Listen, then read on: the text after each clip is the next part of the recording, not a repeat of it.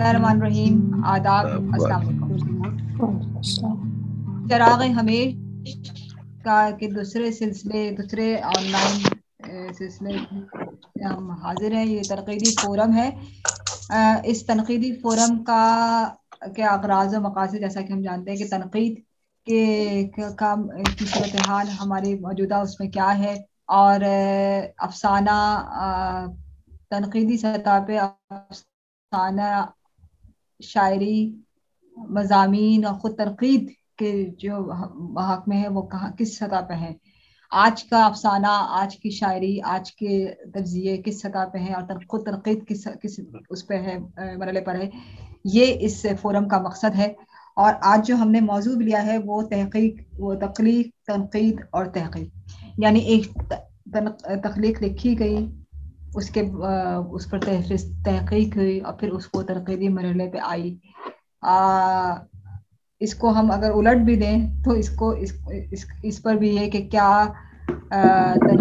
तख्लीक बड़ी है या तनकीद बड़ी है या तहक़ीक़ बड़ी है। ये सारे मौज़ूआत पे आज गुफ्तगू होगी।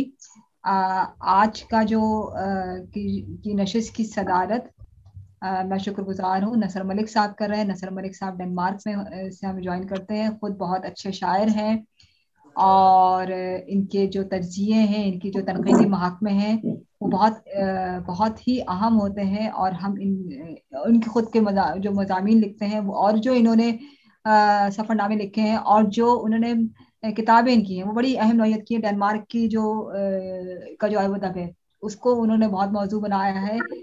तो नसर मलिक साहब के हम शुक्रगुजार हैं कि उन्होंने हमें आज ज्वाइन किया है, वक्त निकाला है हमारे लिए। बहुत बहुत शुक्रिया।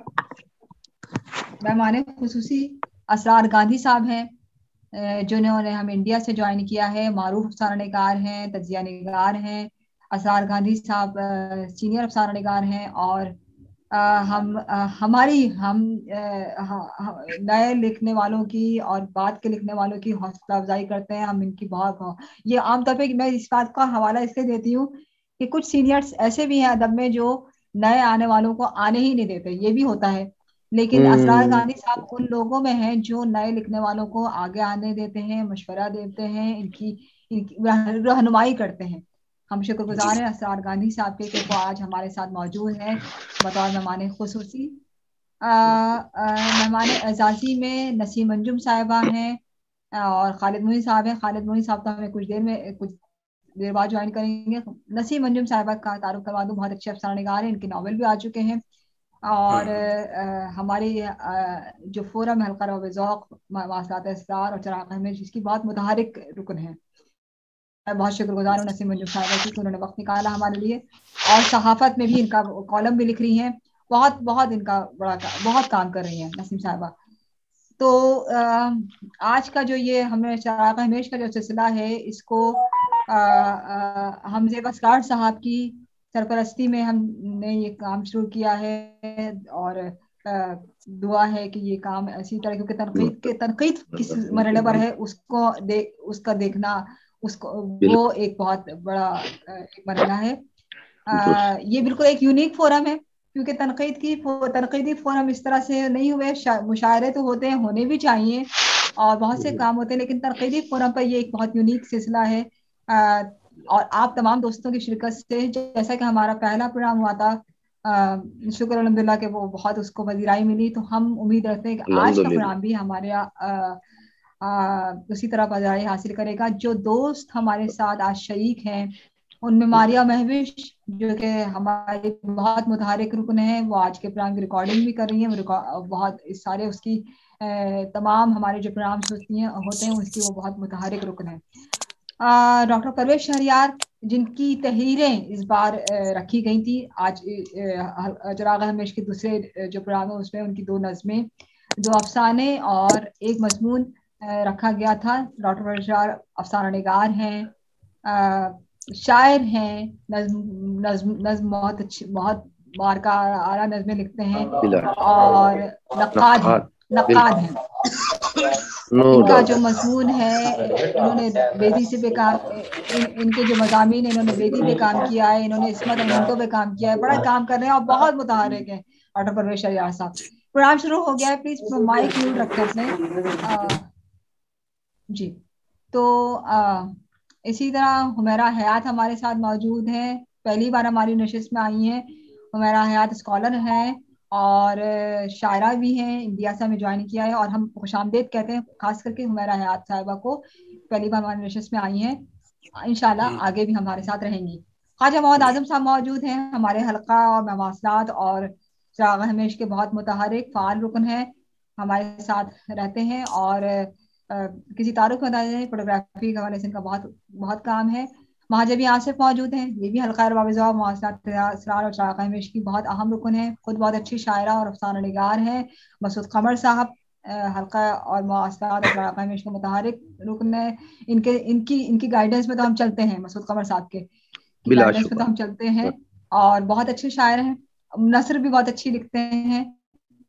نجمہ منصور صاحبہ نے ہمیں جوائن کیا ہے, بہت بہت بہت خوش آمدید. نجمہ منصور بہت اچھی شاعرہ ہیں اور ہم نے ان کے لیے السلام علیکم سب کو میری طرف سے بہت بہت سلام. وعلیکم السلام. ہمیں بہت خوشی ہے کہ نجمہ منصور صاحبہ نے ہمیں جوائن کیا ہے آج, اس کی ہمیں بہت خوشی, ہمیں ہمارے ساتھ موجود ہیں. اسی طرح ہمیں عشرت معین سیما صاحبہ ہمارے ساتھ موجود ہیں. عشرت معین سیما اچھی افسانہ نگار ہیں, بہت اچھے افسانہ نگار ہیں, شاعرہ ہیں اور نقاد ہیں. اور جس طرح سے یہ جرمنی میں یہ اور انور ظہیر ربٹ صاحب ادب کو اردو ادب کو فروغ دے رہے ہیں, یہ بہت بڑا کام ہے, یہ بہت اہم کام ہے. اور ہم ان سے اگر میں کہوں کہ ان کی مشاورت سے, ان کی اور انور ظہیر رہبری کی مشاورت سے ہم اپنے تمام پروگرامز کرتے ہیں, تو یہ کہنا بے جا نہ ہوگا. یہ تو بہت بہت خوش آمدید تمام دوستوں کو بہت خوش آمدید. تو ایسا ہے کہ پروگرام شروع کر رہی ہوں میں, اور اس سیشن کو جانے میں شاید 1 منٹ باقی ہے. ہاں 1 منٹ باقی. کیا اس سیشن کو جانے میں کتنا وقت باقی ہے؟ میرے پاس 6 منٹ دکھا رہا ہے. اچھا بس صحیح ہے, 6 منٹ باقی ہے. ٹھیک ہے. تو میں پروگرام بس شروع کر رہی ہوں, اور جیسا کہ آج کے پروگرام کا موضوع تنقید, تخلیق اور تنقید. جی اگر ہم اس کو اس طرح سے لیں کہ جیسا کہ پرویز شہریار صاحب نے اپنی نظم میں میرے ایک دوست نے پوچھا ہے, اس میں جب یہ لکھتے ہیں کہ میرے ایک دوست نے پوچھا ہے, اب میں اسے کیسے سمجھاؤں, شاعر اپنی عمر طبعی سے پرے ہوا کرتے ہیں. فکشن نگار پر شاعر کو اسی لیے فوقیت ہے کہ وہ ناقد کی منطق سے نہیں بلکہ اپنی منطق سے لکھا کرتے ہیں. بات یہ ہے کہ میں نے پرویز شہریار صاحب کی اس سطر کو موضوع اگر ہم بناتے ہیں کہ انہوں نے تو فاروقی صاحب کے موقف کو سیکنڈ کیا ہے کہ افسانہ نگار دوسرے درجے کا ہے, اور نقاد کے گرفت میں آ جاتا ہے, جبکہ شاعر کے کیا جو تنقید, جیسے کہ عبید اللہ علیم صاحب کہتے تھے کہ نقاد تیسرا آدمی ہوتا ہے, اور اس بات کو بڑا موضوع بنایا گیا ہے کہ نقاد کو کیا وہ ہے کہ وہ تخلیق پہ اپنا ججمنٹ, نقاد بعض اوقات باعث بھی ہوتا ہے.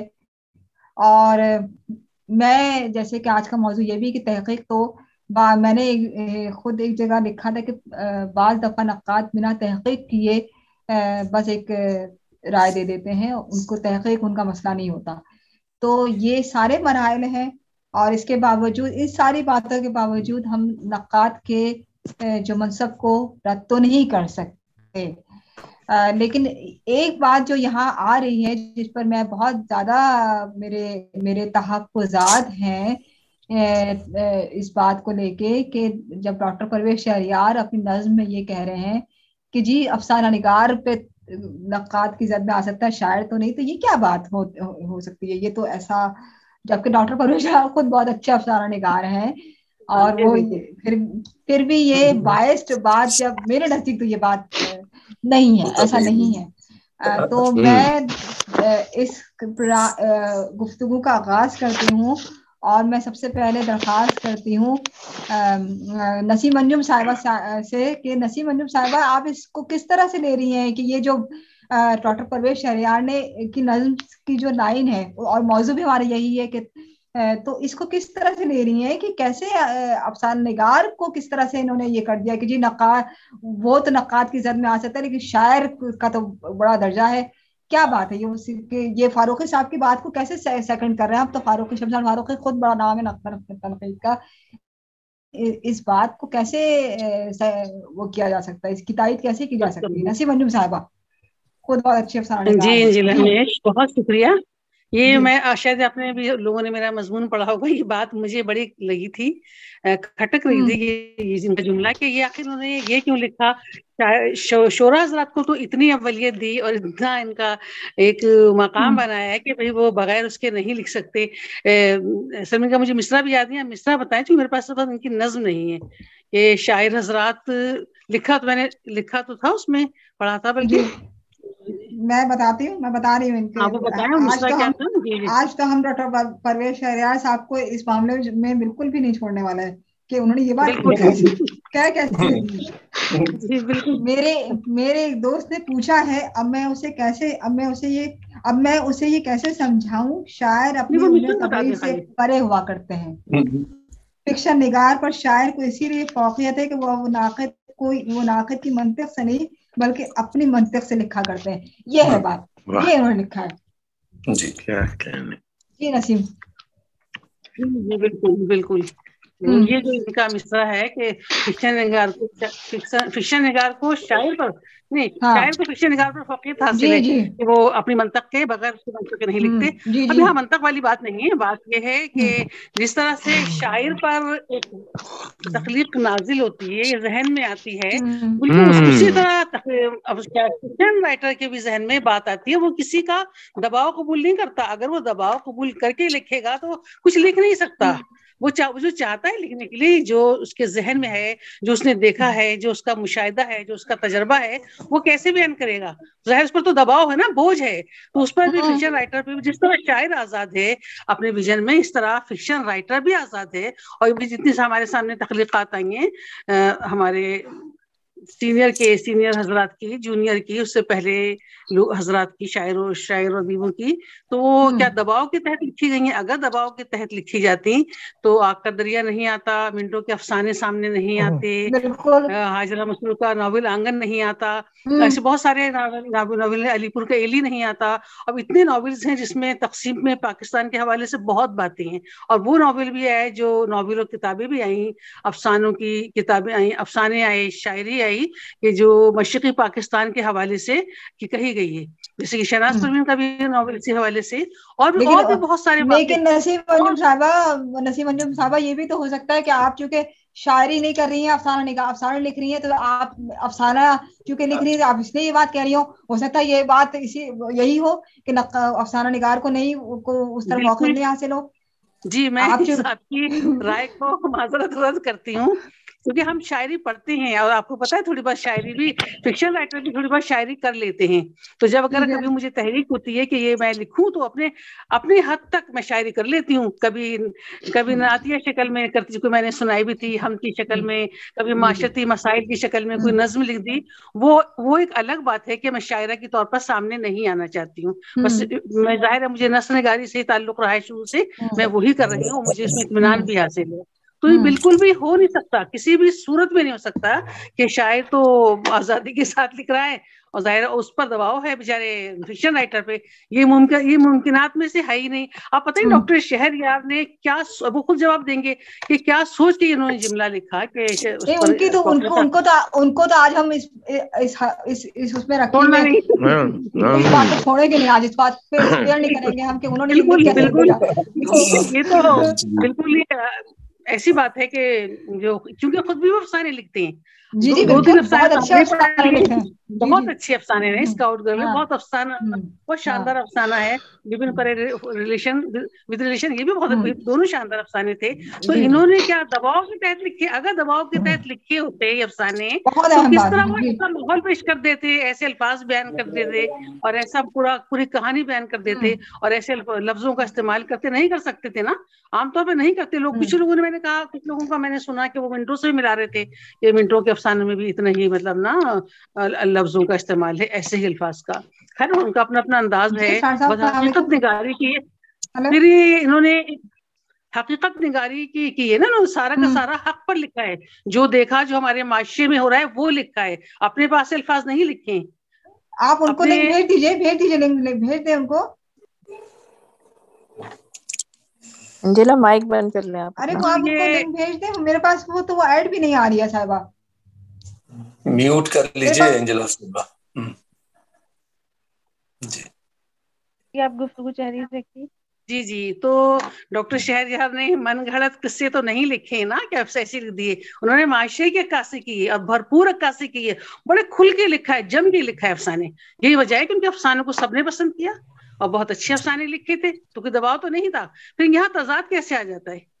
یہاں تو ایک تضاد آ گیا ہے نا بات میں کہ اس کی منطق سے نہیں لکھتے. میرے پاس تو اس وقت نظم بھی نہیں ہے کہ مصرع لکھا تھا کہ افسانہ نگار اور وہ اپنی منطق سے لکھتے. منطق کی تو اس میں ضرورت ہی نہیں ہے, تخلیق میں منطق ہوتی نہیں ہے, سچی بات یہ ہے. ہاں مضامین میں, کالم نگاری میں کچھ آپ مصلحت پسندی سے کام لے لیں, کسی کو اچھا لگے برا لگے, کوئی سوچ سمجھ کے الفاظ لکھیں. لیکن جہاں تک یہ افسانے ہیں, شاعری ہے, افسانے کی بات ہو رہی ہے, تو اس میں کوئی منطق کی ضرورت پیش نہیں آتی. جو ادیب, ناول نگار, فکشن رائٹر جو محسوس کرتا ہے, جو احساس کرتا ہے, اپنے ارد گرد کے ماحول کو دیکھتا ہے, تو وہ اس کو ہی اپنے قلم سبود قلم کرتا ہے ان حالات کو. اب یہ فنی باریکیاں تو وہ ایک لکھنے والا ہی سمجھ سکتا ہے. ویسے جوں کا تو کوئی نہیں لکھ سکتا کہ آپ نے کوئی واقعہ دیکھا قلم بند کر دیا, یہ ممکن نہیں ہے. ظاہر اس کے اندر فنی باریکیاں ہوتی ہیں, کردار نگاری ہوتی ہے, منظر نگاری ہوتی ہے, ماحول ہوتا ہے. تو سب کچھ انہوں نے جو لکھا ہے, ڈاکٹر شہریار کی جو میں نے افسانے پڑھے اس میں سب یہ چیزیں موجود ہیں جو ایک بہترین افسانے پر پورے اترتی ہیں ان کی کہانیاں. بہترین افسانے لکھیں. تو اب یہ اس سے آگے تو میں کیا کہوں, اتنا میں نے خیال ہے کہ میں نے ان کی منطق حوالے سے بات کی ہے. اب مزید تو یہی بتائیں گے یا اور لوگ کہیں گے جن لوگوں نے افسانے پڑھے. جی باب نسیم انجم صاحبہ, یہ منطق نسیم انجم صاحبہ نے سوال اہم اٹھایا ہے کہ کیا اتنے افسانے لکھے ہیں شہریار صاحب نے, 1-2 افسانے بھی افسانے لکھے ہیں, ان کی کتاب, ان کا پورا ایک کلیکشن ہے, تو کیا انہوں نے دباؤ میں آ کے لکھے ہیں افسانے؟ نقاد کے دباؤ, تنقید نگار کے دباؤ میں لکھے ہیں انہوں نے کہ جو یہ بات کہہ دی انہوں نے خود. ان کے جو انہوں نے تجزیے وہ کیے ہیں, تنقیدی مضامین لکھے ہیں منٹو اور عصمت پر, بیدی پہ, تو کیا یہ اس کو اس طرح سے لیتے ہیں؟ تو یہ بڑا اہم سوال ہے. اچھا, اس عرصے میں ہمیں امجد بابر صاحب نے بھی جوائن کیا ہے اور نجمہ منصور صاحبہ نے بھی جوائن کر لیا. نجمہ منصور صاحبہ کی اجازت کے بغیر میں نے جو ہے ان کو مہمان خصوصی کر دیا ہے, اس توقع سے کہ وہ جو ہے ہماری درخواست رد نہیں کریں گی. اچھا, نجمہ عثمان صاحبہ بھی ہمارے ساتھ موجود ہے. السلام علیکم نجمہ عثمان صاحبہ. تو بات یہ ہے کہ گفتگو کو آگے. اچھا انجیلا پلیز انجیلا میری بات سنیے گا. آج میں نا سامنے کی حیثیت سے شامل ہوئی ہوں. میں نے آج آپ لوگوں کی گفتگو سننی ہے. ثانی آپ کیا باتیں کریں گے, کیا میں تو ایک نرم سی وہ کیا ہلکی پھلکی سی نثری نظم نگار ہوں. تو مجھے تو آپ نا یہ تنقید جیسا خشک ٹاپک جو ہے نا اس میں میں آج میں سننے کے لیے آئی ہوں. میں آپ کی باتیں سنوں گی. ٹھیک ہے. ہم لیکن ہم شرکا سے بھی آگے ہم دوسرے سیشن میں گفتگو کریں گے. اس عرصے میں ہمیں نجمہ عثمان اور امجد بابر بھی ہمارے ساتھ موجود ہیں. اور میں یہ کہہ رہی, ڈاکٹر عالیہ کا نمبر میرے پاس ایڈ نہیں ہے. ڈاکٹر عالیہ جوائن کرنا چاہ رہی ہے. اگر ان کے پاس ڈاکٹر عالیہ کا نمبر موجود ہے ان کو یہ لنک بھیج دیں پلیز. جی بہتر, میں بھیجتی ہوں. جی بہت شکریہ. تو اب ایسا ہے کہ ہاں آگے بڑھتے ہیں. یہ جو بات اسرار گاندھی صاحب آج کی ہمارے نشست کے مہمان خصوصی ہیں, ان سے میں گفتگو کا سلسلہ آگے بڑھاتے ہیں کہ اسرار گاندھی صاحب یہ بات آپ خود افسانہ نگار ہیں اور میں اگر یہ سب کہوں کہ افسانہ نگار ہیں تو کیا آپ باعث ہو کے یہ بات رد کریں گے یا کچھ تحفظات کے رد؟ باعث تھوڑا سا ہارش لفظ ہے، کچھ تحفظات کے ساتھ آپ اس بات کو رد کریں گے ڈاکٹر پرویز شہریار کی، یا تائید کریں گے ان کی بات کی کہ کیا افسانہ نگار نقاد کے دباؤ میں آ کے لکھتا ہے اور شاعر آزاد ہے؟ پھر بھی یہ کیا بات ہے؟ اس طرح تو شاعر بھی دباؤ میں لکھ سکتا ہے، یہ کیا بات ہو سکتی ہے؟ جی اسرار گاندھی صاحب مائک انمیوٹ کیجیے. اسرار صاحب افسانہ نگاروں پر کو انہوں نے وہ کر دیا ہے. جی اسرار صاحب کا مائک انمیوٹ نہیں ہے. اسرار گاندھی صاحب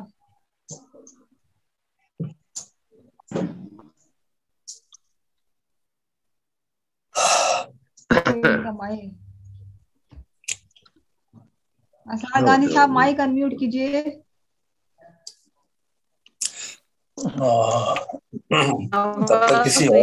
میں کچھ عرض کروں کیا؟ جی جی کسی اور کو مدعو کر لیجیے، بہتر ہے تب تک. جی اجازت ہو تو بس میں اختصار سے 2-4 جملے کہنا چاہوں گا تاکہ اس کو بھی گفتگو میں شامل کر لیا جائے، اس پوسچر کو بھی. کہ دیکھیے وہ میں نے اس میں بھی یعنی اپنا جو میرا جو اس میں میری گفتگو جو ہے اس میں نے یہ اشارہ کیا ہے کہ ایک تو یہ نظم، اس نظم کو میں یہ کہوں گا کہ یہ ایک واقعتاً ماسٹر پیس ہے، اور اس نظم کو خود انڈرسٹینڈ کرنے کے لیے یہ ان نظموں میں ہے کہ اسی ذہنی سطح پہ آپ کو آنا ہوگا. اور اس کی یہ نظم جو ہے وہ کہنا چاہیے یہ آمد کی نظم ہے. نظمیں تو کم ہوتی ہیں، آمد کی آورد کی ہوتی ہیں عام طور پہ، لیکن اس نظم کو میں کہوں گا کہ ایک وجدانی کیفیت میں آمد کے تحت کہا گیا ہے. اور جب چیزیں آمد کے تحت ہوں تو پھر جو ہے وہ آپ کو معنویت کو ذرا دوسری طرح سے دیکھنا ہوگا. اور ایک سٹریم آف کانشیسنس ہے کہ چلا آ رہا ہے. تو لفظ فکشن رائٹر کہا ہے، افسانہ نگار نہیں کہا، مضمون نگار نہیں کہا، اور فکشن نگار کہا ہے. غالباً فکشن نگار کہا ہے یا فکشن نگار کہا ہے. دیکھیے جی تو اب آپ اس اعتبار سے دیکھ لیجئے کہ یہ تخلیقی یہ جو ہے میں محترمہ نسیم انجم کی خدمت میں بھی پیش کروں گا یہ بات کہ یہ اس بات کی نشاندہی ہے کہ جو یہ شعری سچائی کا معاملہ ہے، یعنی تخلیقی سچائی کی بات ہے. اظہاری سچائی جہاں ہوتی ہے تو وہ انسان چاہے ناول لکھ رہا ہو چاہے افسانہ لکھ رہا ہو وہ شاعر ہی ہے. یہ ایک نئی بات انہوں نے ڈسکور کی ہے جو کلاسیفیکیشن آف فارمیٹس ہے، یا کہنا چاہیے کہ جو آپ کی اصناف سخن ہے، ایک سطح پہ اس میں یہ اشارت بھی مل رہی ہے کہ اس کی تقسیم اصل میں تو رعایتی ہے نا. یہ ساری تقسیم جو ہے یہ مرادی معنوں میں ہے، رعایتی معنوں میں اسے ایبسولوٹ ٹروتھ سمجھ لینا کہاں کا انصاف ہے. یہ بتدریج یعنی یہ میں ایک دوسری سطح کی بات کر رہا ہوں. یہ اس سطح پہ جا کے جو ہے نظم مکالمہ کرتی نظر آ رہی ہے کہ جہاں پہ اصناف کے غائب ہونے کی بات ہے تو پھر کیا رہ جائے گا. جیسے نثری نظم جو ہے آپ خود جانتے ہیں کہ نثری نظم کے لیے یہ کہا گیا. اچھا دلچسپ بات یہ کہ یہ نثری نظم ہے. نثری نظم میں یہ کہہ رہا ہوں کہ اسٹریم آف کانشیسنس ہے، ایک ایسا فلو ہے کہ یہ نظم جو ہے وہ ایک احساس کو جکڑ لیتی ہے. اور یہ نظم جو ہے وہ اس طرح سے ترجمہ کرنے سے نظم جو ہے تشریح طلب ان معنوں میں روایتی معنوں میں نہیں ہے، بلکہ یہ اشارت کر رہی ہے کہ ایک تو یہ کہ کسی دوست نے پوچھا ہے دیکھیے کس طرح سے نظم جو ہے وہ اٹھائی گئی ہے، پھر وہی کسی دوست نے پوچھا ہے کے حوالے سے، اور اس میں اس تخلیقی وفور کو، اس تخلیقی کہنا چاہیے اسباق کو کمپریہینڈ کرنے کی کوشش کی گئی ہے اس نظم کے ذریعے سے. تو میں یہ عرض کرنا چاہوں گا کہ اس نظم کو اس تناظر میں اگر آپ دیکھیں گے تو پھر آپ کو آپ اس نظم کو انجوائے بھی کر سکیں گے، اور آپ اس نظم کی معنویت کی پرتیں اس تناظر میں تخلیقی وجدانی سطح پہ وہ جو میں نے سچائی کہا تھا وہ اس سچائی کو پھر اس سطح پہ آپ انڈرسٹینڈ کریں گے. بہت شکریہ. چلیے ٹھیک ہے, چلیے اس تناظر میں بھی نظم کو دیکھتے ہیں. اور یہ نظم ہم نے تو اس کا ایک سطر کچھ سطر اٹھائیے. یہ پوری نظم بہت اہم نظم ہے, اور اس میں تو کوئی وہ نہیں کہ یہ جو ہے یہ نظم جو ہے یہ غیر معمولی نظم ہے, کیونکہ یہ ایک موضوعاتی نظم ہے. اور اس کو یہ محض ایک اس کا ایک مضمون جو ہے وہ ایک پورے ایک مراحل کو لے کے چل رہا ہے کہ کیسے کیسے تخلیقی مرحلہ تخلیقار پہ آمد ہوتا ہے اس کا. تو جی اسرار غانی صاحب کا مائک انمیوٹ ہے, وہ بات کریں گے. جو سوال زیب صاحب نے اس کو اس طرح سے دیکھا ہے اس سطر کو, فکشن کے مرحلے کو, آپ کیا کہیں گے اسرار غانی صاحب؟ پھر ہم آگے بڑھتے ہیں. جی اسرار غانی صاحب.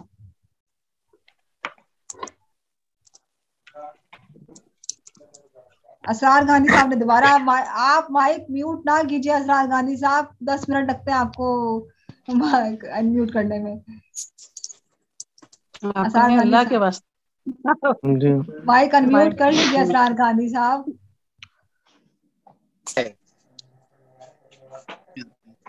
ہلو. ہاں جی بات کیجیے, گفتگو. جی آواز آ رہی ہے.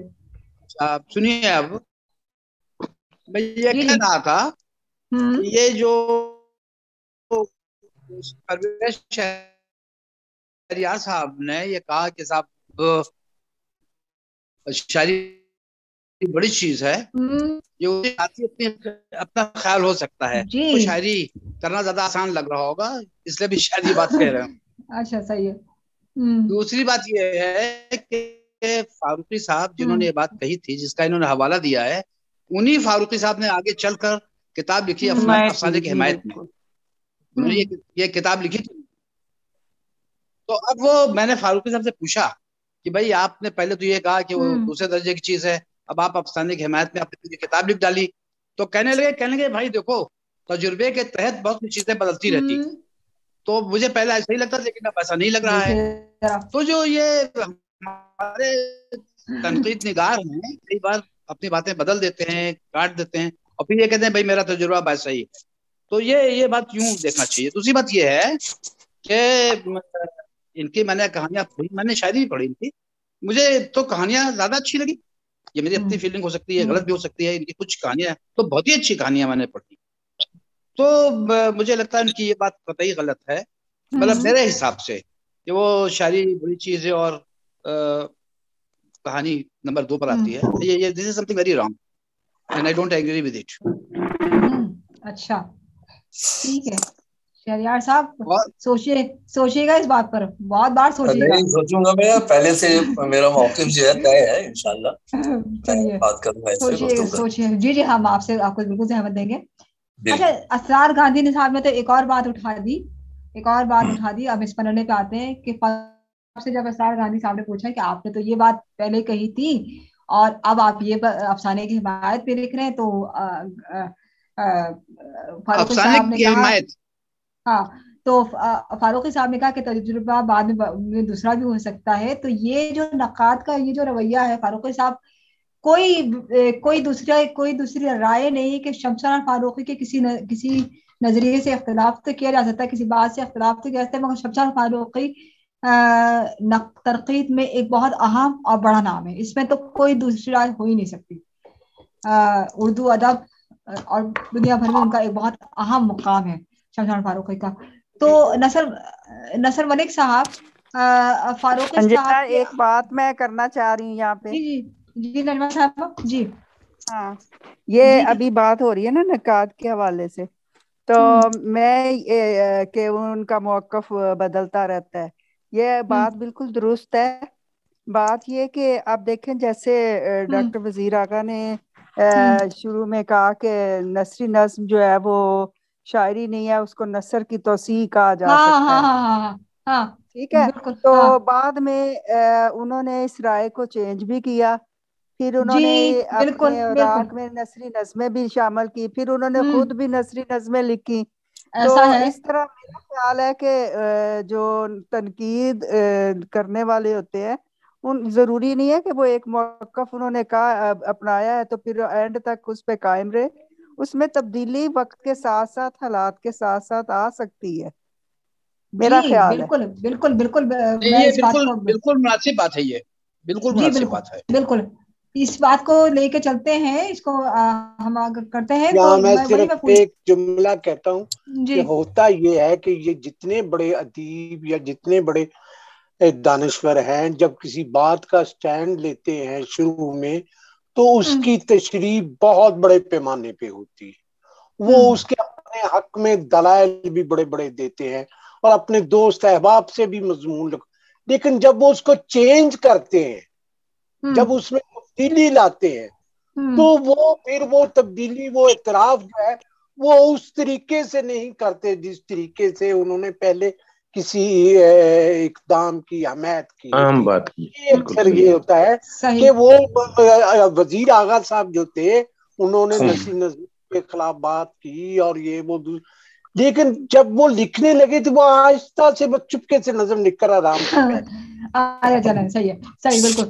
تو میں یہی بات آگے لے کے چل رہی ہوں. نصر ملک صاحب سے جاننا چاہتی ہوں. نصر ملک صاحب، یہ جو نقاد کا یہ جو رویہ ہے، جیسے کہ ابھی حوالہ آیا فاروقی صاحب کا افسانے کی سطح پہ، ابھی نجمہ منصور صاحبہ نے حوالہ دیا وزیر آغا صاحب کا نسی نظم کے حوالے سے، اور ابھی مسعود قمر صاحب کہہ رہے ہیں کہ یہ جو نقاد کا یہ رویہ کہ پھر وہ بہت خاموشی سے اس چیز کو، تو کیا نقاد کا یہ رویہ جو ہے آپ اس کو کس طرح لیں گے کہ وہ کہاں وہ کیوں اس چیز کو تسلیم نہیں کرتا کہ ہاں میں اس موقف میں غلط تھا؟ وہ اس چیز وہ لائٹ موڈ میں کیوں لے لیتا ہے اس چیز کو کہ نہیں میرا تو یہ تجربہ اب میں اس طرح سے دیکھ رہا ہوں، وہ اس کو اس طرح سے کیوں نہیں لیتا کہ میرا موقف غلط تھا؟ جی نصر ملک صاحب، آپ نے بڑی اچھی بات کی انجیلا، اور اس سے پہلے کہ میں آپ کی اس بات کو آگے بڑھاؤں، میں اپنی بہن نجمہ عثمان کو اور اپنے اور پیاری بہن نجمہ منصور کو اس محفل میں خوش آمدید کہتا ہوں، اور ان کا شریک محفل ہونا دراصل اس محفل کی شان بن گیا ہے. اور نجمہ منصور، آپ نے تو کہا تھا کہ آج آپ سامع بن کر رہیں گی، لیکن آپ نے بڑی ٹھوس بات کر کے زیر بحث موضوع کو آگے بڑھایا ہے، اور یہ بہت اچھا اقدام ہے. اب ہم بات کرتے ہیں، اب جو سوال و جواب کا سلسلہ چل رہا ہے تنقید کا، تو نسیم منصور صاحبہ نے جو بات کی ہے کہ شاعر اس نظم کے حوالے سے کہ شاعر دباؤ قبول نہیں کرتا اور جو کہتا ہے وہ خود کہتا ہے، جبکہ فکشن نگار یا افسانہ نگار جو ہیں وہ اس طرح زمرے میں نہیں آتے، وہ کہیں نہ کہیں دباؤ کا شکار ہو جاتے ہیں. میں یہ عرض کرنا چاہوں گا کہ علامہ اقبال کی بہترین تخلیق ان کا شکوہ تھا، جو ان کا ذاتی وجدان تھا، لیکن جب وہ دباؤ کے نیچے آئے نقدی کے تو انہیں اپنا رویہ بدلنا پڑا، انہیں وہ معذرت نامہ پیش کرنا پڑا جو ان کے نقاد چاہتے تھے. اب نقاد ان نہیں سمجھ سکے تو وہ الگ بات ہے، لیکن دباؤ کا اثر ان پر اتنا ہوا وہ اس کا جواب لکھنے پر مجبور ہو گئے. تو یہ کہنا کہ فکشن نگار جو ہیں وہ دباؤ کا شکار ہوتے ہیں، شاعر نہیں ہوتے، شاعر بھی ان کا نشانہ بنتے ہیں. ہاں، قارئین اور نقاد ان کی کو، ان کی شاعری کو پڑھنا جانتے ہوں اور نہ جانتے ہوں، یہ ایک بات تھی.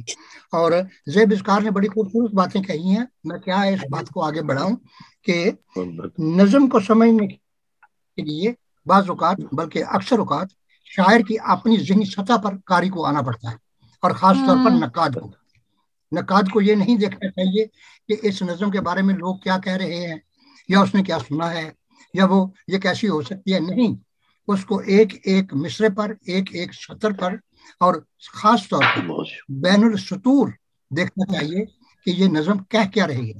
اور جس طریقے سے آپ نے کہا ہے زیب نے، یہ بہت ہی خوبصورت بات تھی کہ شاعر اپنا نقطہ نظر پیش کرتا ہے، اس بات کو رکھتے ہوئے بعض اوقات بھی کہ یہ اجتماع میں آپ اپنے لیے کیا انفرادی طور پر چیز تلاش کرتے ہیں اور شاعر کو اگر آپ تنقید کا نشانہ بناتے ہیں جی تو آپ کے پاس اس کا جواز ہونا چاہیے. یہ نہیں کہ محض یہ بات یوں ہے. صاحب نے تو بات ہی بالکل کوزے میں دریا بند کر دیا. ان کا یہ احساس جو ہے اس نظم کے متعلق بہت ہی خوبصورت ہے. نظم پر ہوئی ہے اس کو اگر آپ اجتماعی طور پر دیکھیں تو ہمیں دکھائی دیتا ہے، نظر پڑتا ہے کہ اس نظم کی گہرائی یہ مطالبہ کرتی ہے کہ بطور خاص انجیلا جس لائن کو سطر کو آپ نے پڑھا ہے اسے بار بار دائیں سے بائیں نہیں بلکہ بائیں سے دائیں بھی پڑھا جائے اور دیکھا جائے وہ کیا خوبصورت کرنا نقاد کا فرض ہے اور قاری کا فرض ہے. مقصود قمر صاحب نے تو ایک جملے میں پوری بات کہہ دی اور بالکل بجا کہی. جی اور میں یہ سمجھتا ہوں کہ اگر شاعر یا کوئی نقاد کسی چیز کے متعلق کسی بھی تحریر کے متعلق کچھ لکھتا ہے اور بعد میں وہ اس کا رویہ بدل جاتا ہے تو اس کو کھل کر یہ اعتراف کرنا چاہیے. ہمارے ہاں بدقسمتی سے مجھے معاف کیجیے گا، میں اس بات کا عادی نہیں کہ اپنی بات کرنے سے پہلے میں کہوں میں معذرت کرتا ہوں، معاف کیجیے گا میں کہہ رہا ہوں. نہیں، میرے لیے یہ چیزیں جو ہے بیکار ہیں. میں بات کر رہا ہوں کہ ہمارے ہاں منافقت پائی جاتی ہے. اعتراف کرتے ہوئے بھی ہم دل سے اعتراف نہیں کرتے اور بات کرتے ہوئے بھی ہم یہ کہتے ہیں آپ تو بالکل بجا فرما رہے ہیں لیکن سنیے بھائی جب وہ بجا فرما رہا اس کو سامنے اٹھا کر سناؤ. اور یہ چیزیں جو ہے یہ ہمارے نقادوں کو خراب کر رہی ہیں. ہم ان سے خواہش زدہ رہتے ہیں کہ وہ کچھ نہ کچھ جملہ ایسا لکھ دیں گے کہ پتہ نہیں کیا ہو جائے گا. ہمارے نقاد جو ہیں ان کو اپنی اہلیت قابلیت کے برابر بنانے کے لیے مطالعے کی ضرورت ہے، اصولوں اور ضابطوں کی ضرورت ہے. اور جب تک یہ باتیں نہیں ہوں گی ہمارا نقاد جو ہے وہ بھلے کچھ بھی کہتا رہے وہ اس مقام پر نہیں پہنچ سکتا جو آج ایک نقاد کے لیے بطور نقاد بہت ضروری ہے. بس آگے چلتے ہیں پھر دیکھتے ہیں کیا کہتے ہیں. اور نجمہ آپ نے جو بات کی اپنے آغا جی کے حوالے سے اس میں کوئی شک نہیں کہ آغا جی نے ابتدائی دور میں جدید نظم کی نثری نظم کی کوئی پسندیدگی کا اظہار نہیں کیا، لیکن جب انہوں نے اپنی آدھی صدی کے بعد نظم طویل نظم لکھی تو اس کے ساتھ جو ایک مضمون ہے وہ شاید انہی کے پرچے میں اوراق میں شائع شدہ بھی ہے. اس میں انہوں نے کھل کر اس بات کا بھی اعتراف کیا تھا کہ حالات کے تحت اور موضوع کے تحت صورت جو ہے تبدیلی جو ہے وہ ہوتی رہتی ہے اور یہ چیز یہ ماننی پڑے گی ہمارے تمام لکھاریوں کو بھی اور نقادوں کو بھی اور محققین کو بھی کہ کسی ایک کا موقف وہ سدا بہار نہیں رہتا، اس میں کہیں نہ کہیں تبدیلی ہوتی ہے. ایک شاخ پر ایک ہی پتا نہیں دوسرا پتا بھی اسی شاخ سے نکل سکتا ہے. شکریہ. میں انجلا ایک بات کہنا چاہتا ہوں. جی جی جی یہ کہ انہوں نے ایک بات یہ بھی کہی تھی کہ نثری نظم وہی کسی کو کہنا چاہیے کہ جو ریگولر شاعری کر سکتا ہے، جو ریگولر شاعری کرتا ہے. اچھا ہاں صحیح ہے صحیح. جو ریگولر شاعری کرتا ہے، نظمیں کہہ رہا ہے، غزل کہہ رہا ہے، دوسری چیزیں کہہ رہا ہے، اسی کو نثری نظم کہنے کا حق حاصل ہے. یہ بات بھی انہوں نے کہی. اچھا جی اس بات کو بٹھاتے ہیں.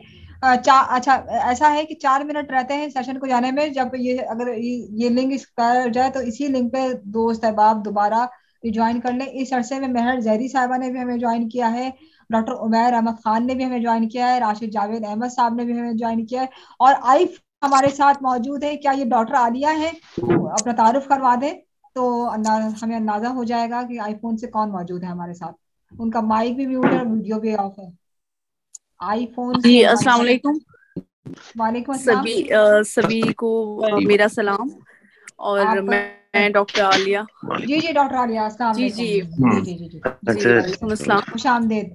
خوش آمدید. ڈاکٹر عالیہ خود بہت اچھی ہے اور ہمارے ساتھ پہلی بار ہمارے ساتھ جوائن کر رہی ہیں. ڈاکٹر عالیہ دلی میں ہوتی ہیں اور جی میں اور ڈاکٹر پرویز شہریار صاحب کی اسٹوڈنٹ بھی ہیں. بہت اسٹوڈنٹ بھی کہہ لیجیے کیونکہ سر قدم قدم پہ ہماری رہنمائی کرتے ہیں. اور ویسے سر میرے باس ہیں آفس میں, NCERT میں وی آر ورکنگ.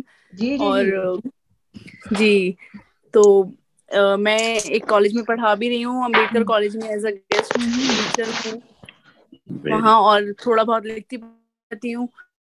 یہ مختصر سا تعارف ہے میرا اور آپ لوگ کو سنوں. بہت خوش آمدید, بہت خوش آمدید ڈاکٹر عالیہ, بہت خوش آمدید. Most welcome. آج آپ کے جو باس ہیں, آپ کے جو استاد ہیں, ان کو ہم نے رکھا ہے.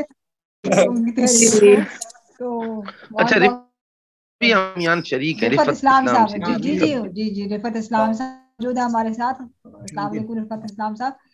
تو گفتگو کے سلسلے کو آگے بڑھاتے ہیں. یہ سیشن جب ایکسپائر ہو جائے گا تو ہم مزید تو ایک سوال جو میں رکھتے ہوئے کہ جیسا کہ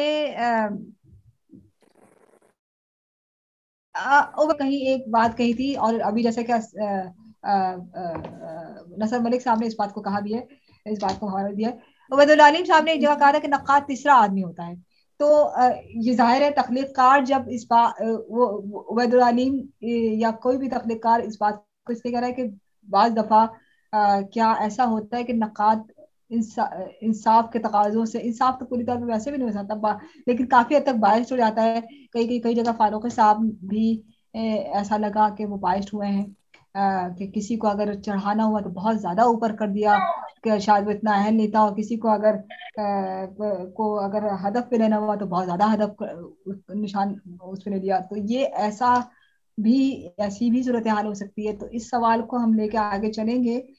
میرے خیال میں اس سیشن کو ختم ہونے میں 1 منٹ رہتا ہے. میں کیا نام ہے ہماری جو ہوسٹ ماریا, آپ سے میں کہوں گی کہ یہ سیشن ایکسپائر کر دیں. تمام دوست جو ابھی شریک ہیں وہ اسی لنک پہ دوبارہ جوائن کر لیں. ہماری سیشن ایکسپائر کیجیے. ہم نے جو سوال رکھا تھا کہ عبید العلیم کا یہ کہنا کہ نقاد تیسرا آدمی ہوتا ہے, تو اسی حوالے سے نصر ملک صاحب نے نقاد کے رویے کو وہ کیا کہ وہ اس کو مطالعہ بھی کرنا چاہیے, کرٹیسائز کیا ہے کہ تو کیا وجہ ہے یہ گیپ کیوں دور نہیں ہو پاتا, اور اس سارے کے باوجود نقاد کا ہونا بھی ناگزیر ہے. ہم یہ بھی نہیں کہہ سکتے کہ نقاد کا ہونا ہی وجود ہی نہیں ہونا چاہیے. تو میں نسیم انجم صاحبہ, کیا وجہ ہے کہ نقاد اور تخلیق کار میں یہ گیپ ہے, یہ مسئلہ ہے؟ کیا نقاد واقعی تیسرا آدمی ہے؟ بہت آپ نے انجلا بہت اچھا سوال کیا ہے. ایک بہت بڑا گیپ ہے. اس کا ایک بڑا سخت مسئلہ یہ بھی ہے کہ اقربہ پروری میں برا نہیں بنائیے گا, مطلب میں سچ بات کہہ رہی ہوں. جی کہیے. جس طرح تصنیف مصنفین ہیں, شعراء ہیں, ان کے اپنے ہی نقاد ہیں, ان کے اپنے ہی مبصرین ہیں. آپ دیکھیں نا, بڑے سارے ہمارے سامنے گروپس ہیں, بہت سارے لوگ ہیں, ان کے جو اپنے ہوتے ہیں قریبی لوگ, تو ان کے نام آتے ہیں. اگر وہ ناول کا جائزہ لیں, افسانوں کا جائزہ لیں, تو وہ بڑے لوگوں کو, بڑے ناولس کو, بڑے افسانوں کو چھوڑ دیتے ہیں. یہ ہے کہ نہیں ہے؟ تو نقاد کا جو رویہ ہے پہلے جیسا نہیں ہے. پہلے نقاد ہوا کرتے تھے, پہلے ہمارے زمانے کے بھی کہہ سکتے ہیں, جیسے ڈاکٹر فرمان فتح پوری تھے, محمد علی صدیقی صاحب تھے, اور اس کے علاوہ بھی بہت کئی نام ہے. ایک نام نہیں, ابوالحسن صدیقی تھے. نسیم صاحبہ پھر بات آپ کی کاٹ رہی ہوئی ہے, تو آپ اپنے طور پہ سمجھ رہے ہو گے نا کہ بڑے نقاد جو ہیں بڑے تخلیق کار کو چھوڑ دیتے ہیں. وہ ان کے نزدیک وہ بڑے تخلیق کار نہیں ہوں گے. یہ بھی تو ہوتا ہے. نہیں, یہ تو بالکل ہوتا ہے. یہ بات بھی 100% درست ہے. لیکن یہ حقیقت بھی ہمارے سامنے ہے کہ نقاد جو نئے لوگ ہوتے ہیں نا, جونیئر, تو ان کو توجہ نہیں دیتے. اگر وہ حوصلہ بڑھائیں, توجہ دیں, ان کی تخلیقات کو دیکھیں, تو اب وہ بھی ایک بڑا مقام لے سکتے ہیں. لیکن جب بھری محفل میں نے خود دیکھا ہے کتنے لوگوں کو دھتکار دیا جاتا ہے نا, برے الفاظ کہہ دی جاتے ہیں. ابھی آپ کو بہت محنت کی ضرورت ہے.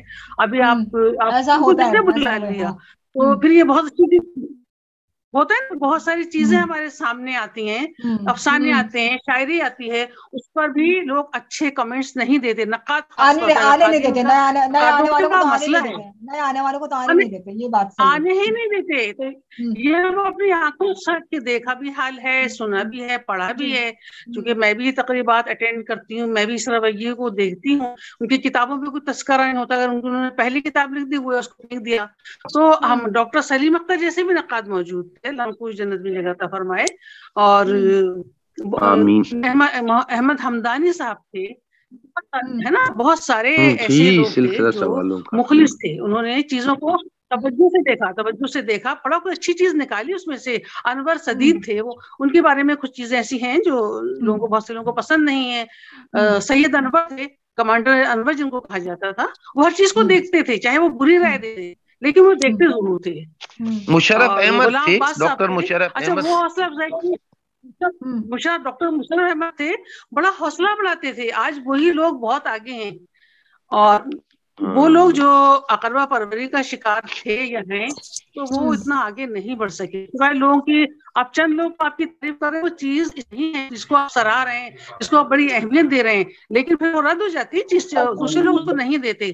جو سچائی ہوتی ہے اس کو تقریباً مانتے ہیں کچھ چند لوگوں کے علاوہ, چند تنگ نظر لوگوں کے علاوہ, کہ جو کہتے نہیں ان کا تو تذکرہ ہونا ہی نہیں چاہیے, ان کو تو آپ دور کریں. ہم نے بہت سی اس میں دیکھا ہے, آرٹس کونسل کی تقریبات میں بھی لوگ آتے ہیں, تقریبات ہوتی ہے, مثال پیش کر رہی ہوں کہ میں آرٹس کونسل کو میں نہیں کہہ رہی, اور بہت سی ہمارے کراچی میں بہت سی بڑی تقریبات ہوتی ہیں, بڑے میلے ہوتے ہیں, تو میں دیکھتی ہوں ارے ان کا نام تو ہم کہتے ہیں, ارے ان کا نام تو آنا چاہیے, تو بہت اچھا انہوں نے لکھا تھا, یا فلاں صاحب تو بہت اچھا لکھتے ہیں. آخر 5-6 نام کیوں, 5-6 نقاد, 5-6 بڑے رائٹر پورے پاکستان میں یہی لوگ ہیں کیا؟ لیکن اس کے برعکس بہت اچھے لوگ ہیں, بہت, جن کی ہم جتنی قدر کریں کم ہے.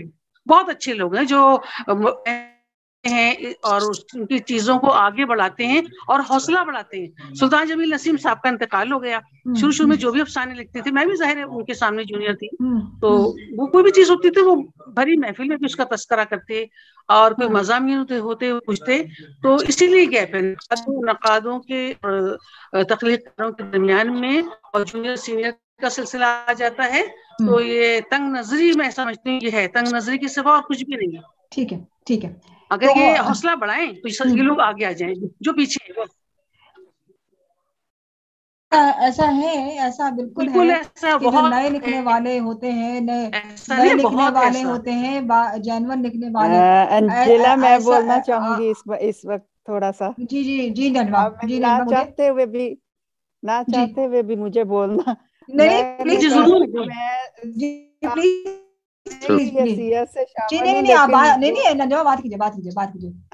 وہ بات میں نسیم انجم صاحبہ کی باتوں سے مکمل اتفاق کرتی ہوں, اور مجھے بڑی خوشی, وہ بہت اچھا اور کھل کے بول رہی ہیں, اور یہ ہماری بھی نمائندگی کر رہی ہیں.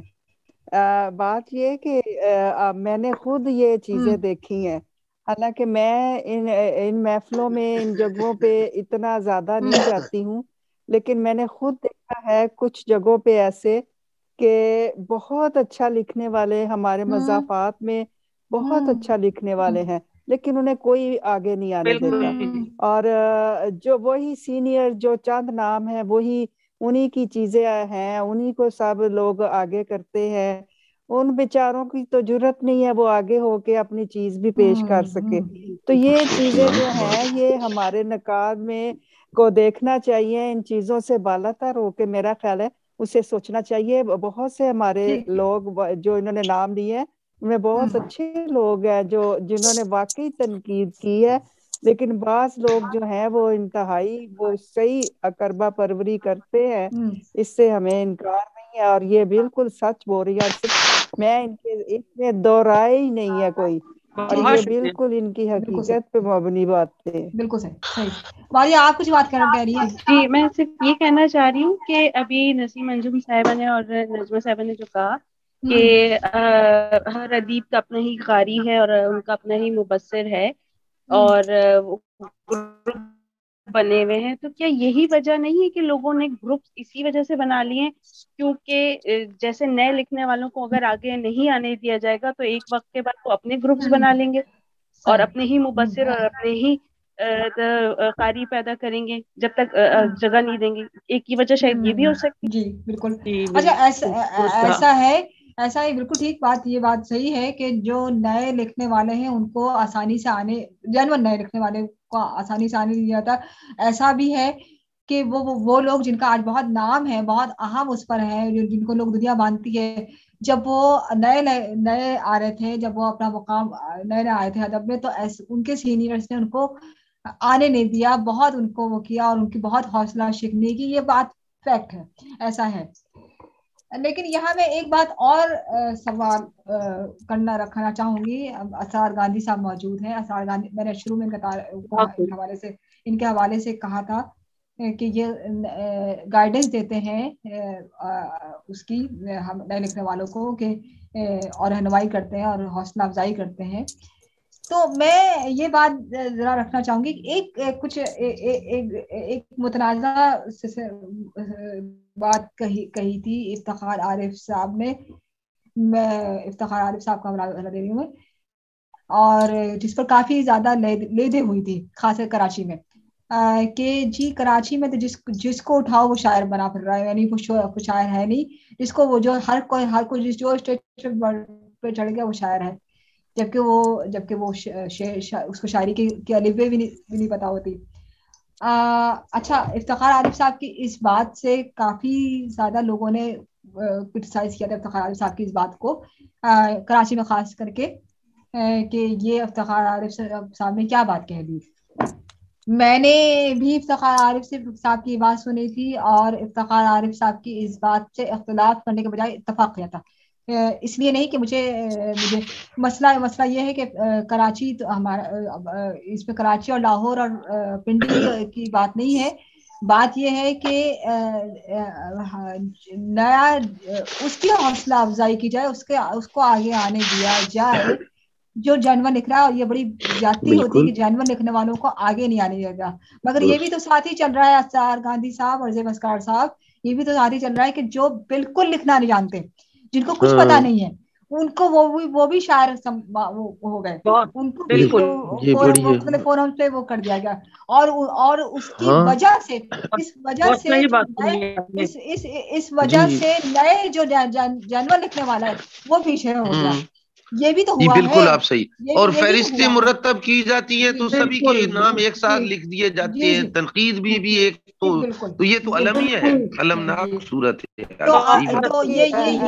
جی انجیلا, یہ آپ کی بات بالکل درست ہے. بلکہ جو جینین لکھنے والے ہیں وہ بےچارے تو پیچھے, اور متشاعر جتنے لوگ ہیں وہ آپ دیکھ لیں وہ بہت آگے ہیں. اور ان کے اپنے گروپس ہیں اور سارا کچھ ہے. یہ بات آپ کی بالکل درست ہے. بلکہ یہ ایک المیہ ہے کہ ہمارے جو صحیح جینین لکھنے والے لوگ ہیں وہ بےچارے جو ہے وہ اس طرح آگے آ ہی نہیں سکتے. اور یہ بڑی ایک تکلیف دہ صورتحال ہے.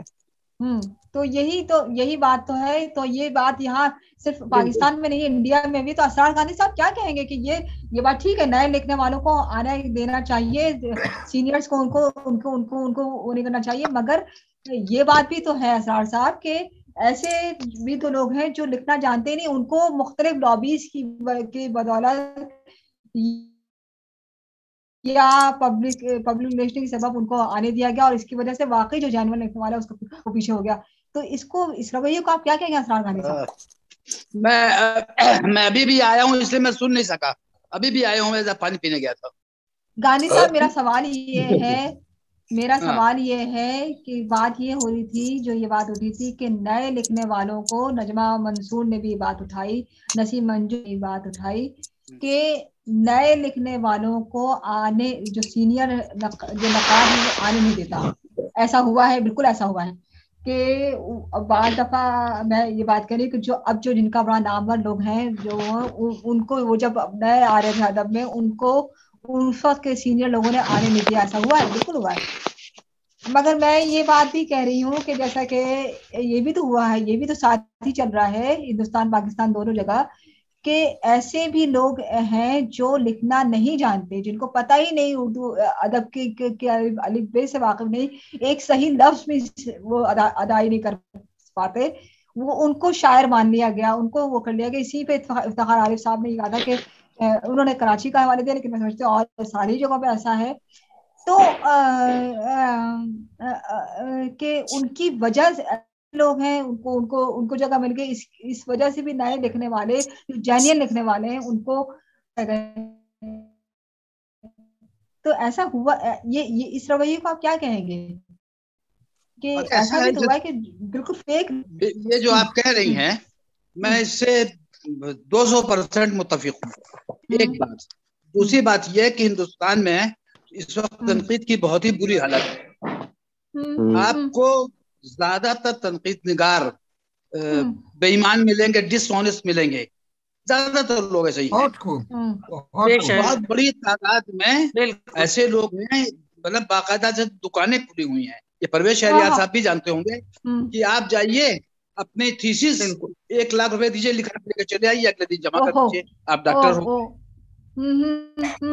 اور تو یہ ایک تو یہ کہ تنقیدی صورتحال بہت ہی بری ہے, اور اس میں جو اکا دکا جینوین ہے تنقید نگار, ان کی مطلب وہ بھی دب جاتے ہیں, ان کی بھی کہیں نہیں سنوائی اس طرح سے ہوتی. تو یہ ایک بہت ہی تکلیف دہ مرحلہ ہے ہندوستان میں. اور ایک سے ایک ایسے ہیلو جی جی جی جی بات کیجیے جی, بات کیجیے. ایسے لوگ بھی ہیں کہ جو کچھ نہیں جانتے اور ہندوستان کے جو بہت بڑا ایوارڈ ہے وہ بھی حاصل کر لیتے ہیں. تو وہاں جی جی بالکل کچھ نہیں جانتے, معمولی سے اسٹیج کے شاعر ہیں, اور ان اسٹیج کے شاعروں کو بھی مل جاتا ہے بڑا انعام. تو یہ سب کچھ ایک بزنس کے طور پر, مطلب میں جانتا ہوں کہ بہت سے لوگوں کو میری بات بری لگ رہی ہوگی, لیکن سچ یہ ہے کہ یہ ایک بڑا ہندوستان میں ایک جیسے کاٹیج انڈسٹری ہوتی ہے نا, اسی طریقے سے ادب کا معاملہ ہو کے رہ گیا ہے کہ ایک بندہ ہے جو شاعری سب کو بانٹ رہا ہے, غزلیں بانٹ رہا ہے, نظمیں بانٹ رہا ہے, اس کو وہاں سے پیسے ملتے ہیں مشاعرے سے, اس کا آدھا وہ لے لیتا ہے. تو بہت ہی خراب حالت ہے یہاں. میں نہیں کہہ سکتا کہ آپ کے یہاں کیا حال ہے, لیکن گڑبڑی پھیلانے والے لوگ تو آپ کے یہاں بھی ہوں گے, ایسا کر رہے ہوں گے. جی ہیں بے شک. انجلا, میں بھی ایک لفظ کو ایک آدھا لفظ کہنا چاہتا ہوں. جی جی جی جی. اچھا, پہلی بات تو یہ ہے کہ یہ جو معاملہ ہے نا کہ نقاد جو ہے وہ اصلی کون ہے اور جعلی کون ہے, اور کون جو ہے وہ اپنے لوگوں کے پروموٹ کر رہا ہے اور کون جو ہے وہ, یہ بحث جو ہے, میں اگر آپ پیچھے چلے جائیں تو آپ کو غالب کے دور سے یہ بحث شروع آپ کو نظر آئے گی. یہ آپ وہاں سے ہے تو نا مسئلہ ہے تو نا یہ ہے. لیکن مسعود بھائی ایک بدترین حالت میں ہیں. میں وہ بتاتا ہوں, میں وجوہات بتانے لگا ہوں. اس کی وجوہات کیا ہے کہ اب ہمیں یہ چیز کیوں نظر آ رہی ہے زیادہ. یہ پہلے بھی ہوتا تھا, 60-70 کی دہائی میں بھی یہ نقاد کا مسئلہ تھا, سوال اٹھتے تھے, لیکن اس دور میں چند رسائل ایسے تھے, چند کو جو بھی ہماری محفلیں ہوتی تھی کیفیٹیریوں میں ہوتی تھی, ایون جو لڑائیاں بھی ہوتی تھی وہ ادبی ہوتی, اسی میں یہ جو طبقہ تھا جو پرموٹ کرنے والا طبقہ تھا, آتا تھا, لوگ بحثیں کر رہے ہوتے تھے, لوگ شخصیات پہ نہیں کسی صنف پہ بحث کر رہے ہوتے تھے, افسانے کے کسی تھیم پہ بحث کر رہے ہوتے تھے, نثری نظم کی تھیم پہ بحث کر رہے ہوتے تھے. تو اس وجہ سے, لیکن اب وہ نہیں ہے. اب آپ کو مطلب پہلے ہم فنون کو 3 مہینے انتظار کرتے تھے, اور اس میں چھپنے والی چیز جو ہے وہ بہت اہمیت رکھتی تھی. زیادہ سے زیادہ کوئی آن لائن نکال لیتا ہے یا کوئی چند رسالے نکال لیتے ہیں, تو وہ نہیں ہے. اب یہ آ گیا ہے, اب یہ مسئلہ جس نے لکھنا ہے وہ تو لکھتا ہی ہے. اب یہ فیس بک کے ہاتھ میں, لوگوں کے ہاتھ میں آ گئی, یہ فیس بک کے آگے, فیس بک کے آنے سے फेस बुक के आने से दोनों चीजें ही हुई।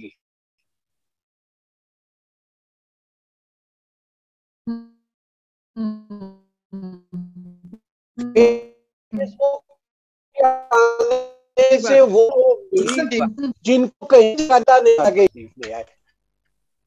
अब मैं आपको बताऊं कि एक बहुत बड़े रसाले का अदीब जिसने एक खतून को खत लिखा कि तुम्हारी शायरी मैं फेसबुक पे पढ़ता हूँ, बहुत अच्छी शायरी है, बहुत तुम अच्छा करती हो, लेकिन फेसबुक पे लिखने से आदमी शायर नहीं बन सकता, तुम अपनी नज़में जो है ना वो फलां रसाले में भेजो। उसने भेज दी और फिर उसको कहा वो तुम्हारी रिसाले में छप गई हैं, तुम इतनी कापियां खरीद।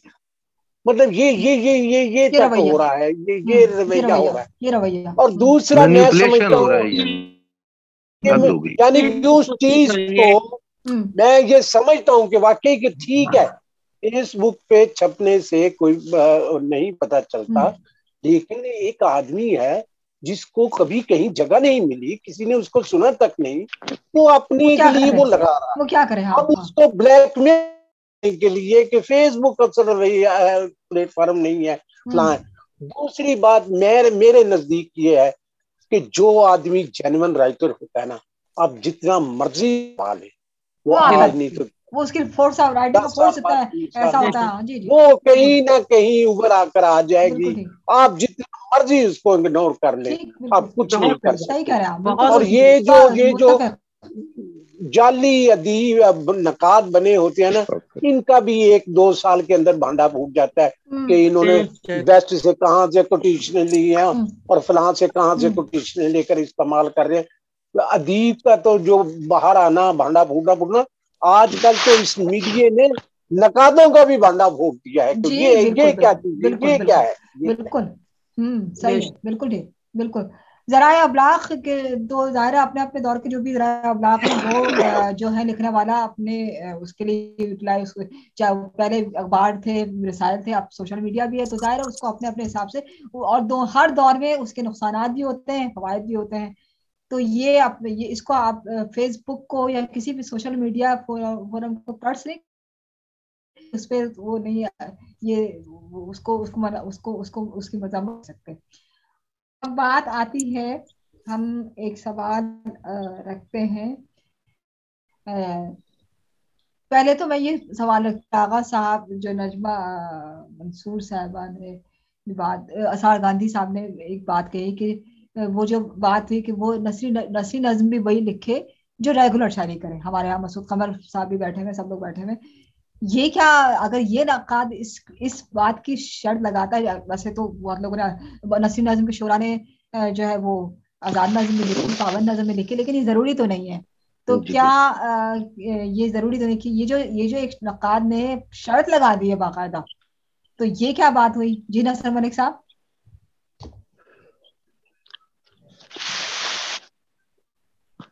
नसर मलिक साहब जी जी जी। ये एक नकाद की ज़हनी इख्तरा है, वरना ऐसी तो कोई बात नहीं है। और जहाँ तक ताल्लुक है वज़ीर आगा साहब के मौक़िफ़ का, वो हम दोनों ने पहले बात कर दी है, नजमा मंसूर ने भी बड़ी अच्छी तरह से उस पर बात की। लेकिन मैं एक और बात, इन सब मामला जो चल रहे हैं उससे हटकर ये बात, नजमा ने बड़ी खूबसूरत बात कही कि पाकिस्तान में और शायद हिंदुस्तान में भी यही बात हो, जनाब गांधी जी मेरी बात सुन रहे हैं, कि हमारी मुदाफ़ाती शायर जो है, मुदाफ़ाती जो है, उन शायरी जो उनके माहौल, उनकी सकाफत और उनकी रूह से जुड़ी हुई है, ऐसे ऐसे अशआर, ऐसी ऐसी नज़में, ऐसी ऐसी गज़लें वो नौजवान लोग ले हैं जिन्होंने कभी बड़े शहरों का रुख जी जी जी, उनको क्यों नहीं पूछा जा रहा? इतनी जबरदस्त नज़में नकली कर रहे हैं कि बड़े शहरों वाले जो हैं वो घबरा रहे हैं। वो इसलिए उनको सामने नहीं लाना चाहते कि उनकी अपनी दुकानदारी खत्म हो जाएगी। मसूद भाई ने बड़ी खूबसूरत बात कही कि हम आज ये जो जदीद जो हमारे पास मवासलात के ज़राए हैं और जो सोशल मीडिया है, इससे हम बेहतर इस्तेमाल कर सकते हैं। और मैं अपने सुनने वालों से ये गुजारिश करूंगा कि महज लाइक का निशान लगा देना जो है वो एक दो जुमले में आप अपना इजहार ख्याल कीजिए। आपने जो तहरीर जो नज़म या गजल पढ़ी है उस राय रखते हैं, तो ये नकादों से जिन्हें 2 टके में आप खरीद कर जो चाहे लिखवा सकते हैं, उनसे कहीं बेहतर होगा। बिल्कुल, ये और ये जरूरी भी है, जो जो जो जो जानने लिखने वाला है वो आए, वो फोकस में आए। बिल्कुल ठीक है, बिल्कुल ठीक, बिल्कुल सही। मसूद ने एक मिसाल दी, मसूद भाई ने एक मिसाल दी कि किस तरह एक एडिटर साहब जो थे वो एक शायरा के पीछे पड़ गए कि आप 20 किताबें खरीदिए। यकीन कीजिए, आप जितने भी यहाँ सुन रहे हैं, आपसे मैं कैसे बताऊं कि किस किस तरह के जालिम लोग अदब में घुस गए हैं। जी बिल्कुल, आपको पूरी जो है वो हैं। आपने तो सिर्फ मकाला जा बात की, मकाला 1 लाख रुपए में लेके आप आज आपको इशारा भी और खुलकर भी किसी ने बात, नजमा शायद आप ही ने बात की थी कि आज हमारे यहाँ जो बड़े बड़े जमाआत होते हैं अदब के नाम पर, माफ कीजिए मैं खुद भी उनका हिस्सा हूँ, मुझे भी मदऊ किया जाता है और मैं भी एजाज समझता हूँ कि मैं उनमें शामिल हूँ, लेकिन आप उनमें शामिल होने वालों की जरा फहरिस्त देखिए। इस मरतबा मैं एक बड़े इज्तिमा की फहरिस्त देख रहा था, मुझे उसमें इज़कार का नाम नजर नहीं आया था। क्या इज़कार कराची छोड़ दिया? दुख की बातें हैं और उन लोगों को बेशक आप सामने लाएं जो आपके अजीज व अकारब हैं, लेकिन कुछ लिखते हैं। ये नहीं जैसा अंजीला ने कहा कि वो एक लफ्ज तक तो लिखते नहीं, शायरी के अब्जद से वो नावाकिफ होते हैं और उनको आप मसनद पे बिठा देते हैं। ऐसी ऐसी शायरी सुनने में आई है इन इज्तिमाआत में जो आमियाना बिल्कुल आदमी हैरान रह जाता है कि क्या ये शायरी है। जी बिल्कुल अफसोस का मुकाम है, बिल्कुल ऐसा है। जी असरार साहब, मैं एक बात और कह रहा था, नसर साहब ने बहुत ही उम्दा बातें की, बहुत ही मतलब दिल खुश हुआ। ऐसा है कि हमारे यहाँ ये भी एक सिस्टम है, ये जो IAS अफसर हैं, IAS अफसर हैं, बड़े बड़े पोस्टों पे बैठे हुए हैं, इनको भी शायरी की धुन होती है, भाई हम भी शायरी करें। अच्छा। और ये जैसी शायरी हैं दुनिया जानती है। अच्छा। करते क्या है ये कि हजारों की तादाद में किताबें अपनी छपवा देते हैं, हजारों की तादाद, और उन किताबों को अपने क्लाइंट्स को दे देते हैं, जो भाई ऐसे बेचो, बेच के पैसे जाओ। IAS अफसर में PCS अफसर जो पूरे मुल्क के बड़े अफसरों में होता है, कुछ कर रहा है। जी मैं बाय नेम जानता हूं। जी ठीक जी बिल्कुल ऐसा ये दोनों मुल्कों में यही हाल है, दोनों मुल्कों का यही हाल है, दोनों मुल्कों का। अंजिला, हमारे ख्याल में हम लोग और बैठ कर ये सोचना चाहिए कि क्या राह अलग निकाली जा सकती है, कोई ऐसी अलग राह जिससे इन तमाम चीजों का पीछा छूट जाए और एक अच्छा अदब आए हमारे सामने, एक अच्छा अदब आए, और हम इसके लिए मतलब पूछा हूँ कि भाई क्या रास्ता निकल सकता है। एक तो ये जैसा कि आप कर रही हैं, नए लोगों को ला रही है, नए लोगों को चांस दे रही है, ये हमें बहुत फायदा पहुंचाएंगे आगे जाके। तो आप अभी तो बहुत कुछ कर सकती हैं, आपके हाथ में बहुत कुछ है। हमारे इस प्रोग्राम का मकसद भी यही है कि इस मसले को उठाया जाए, और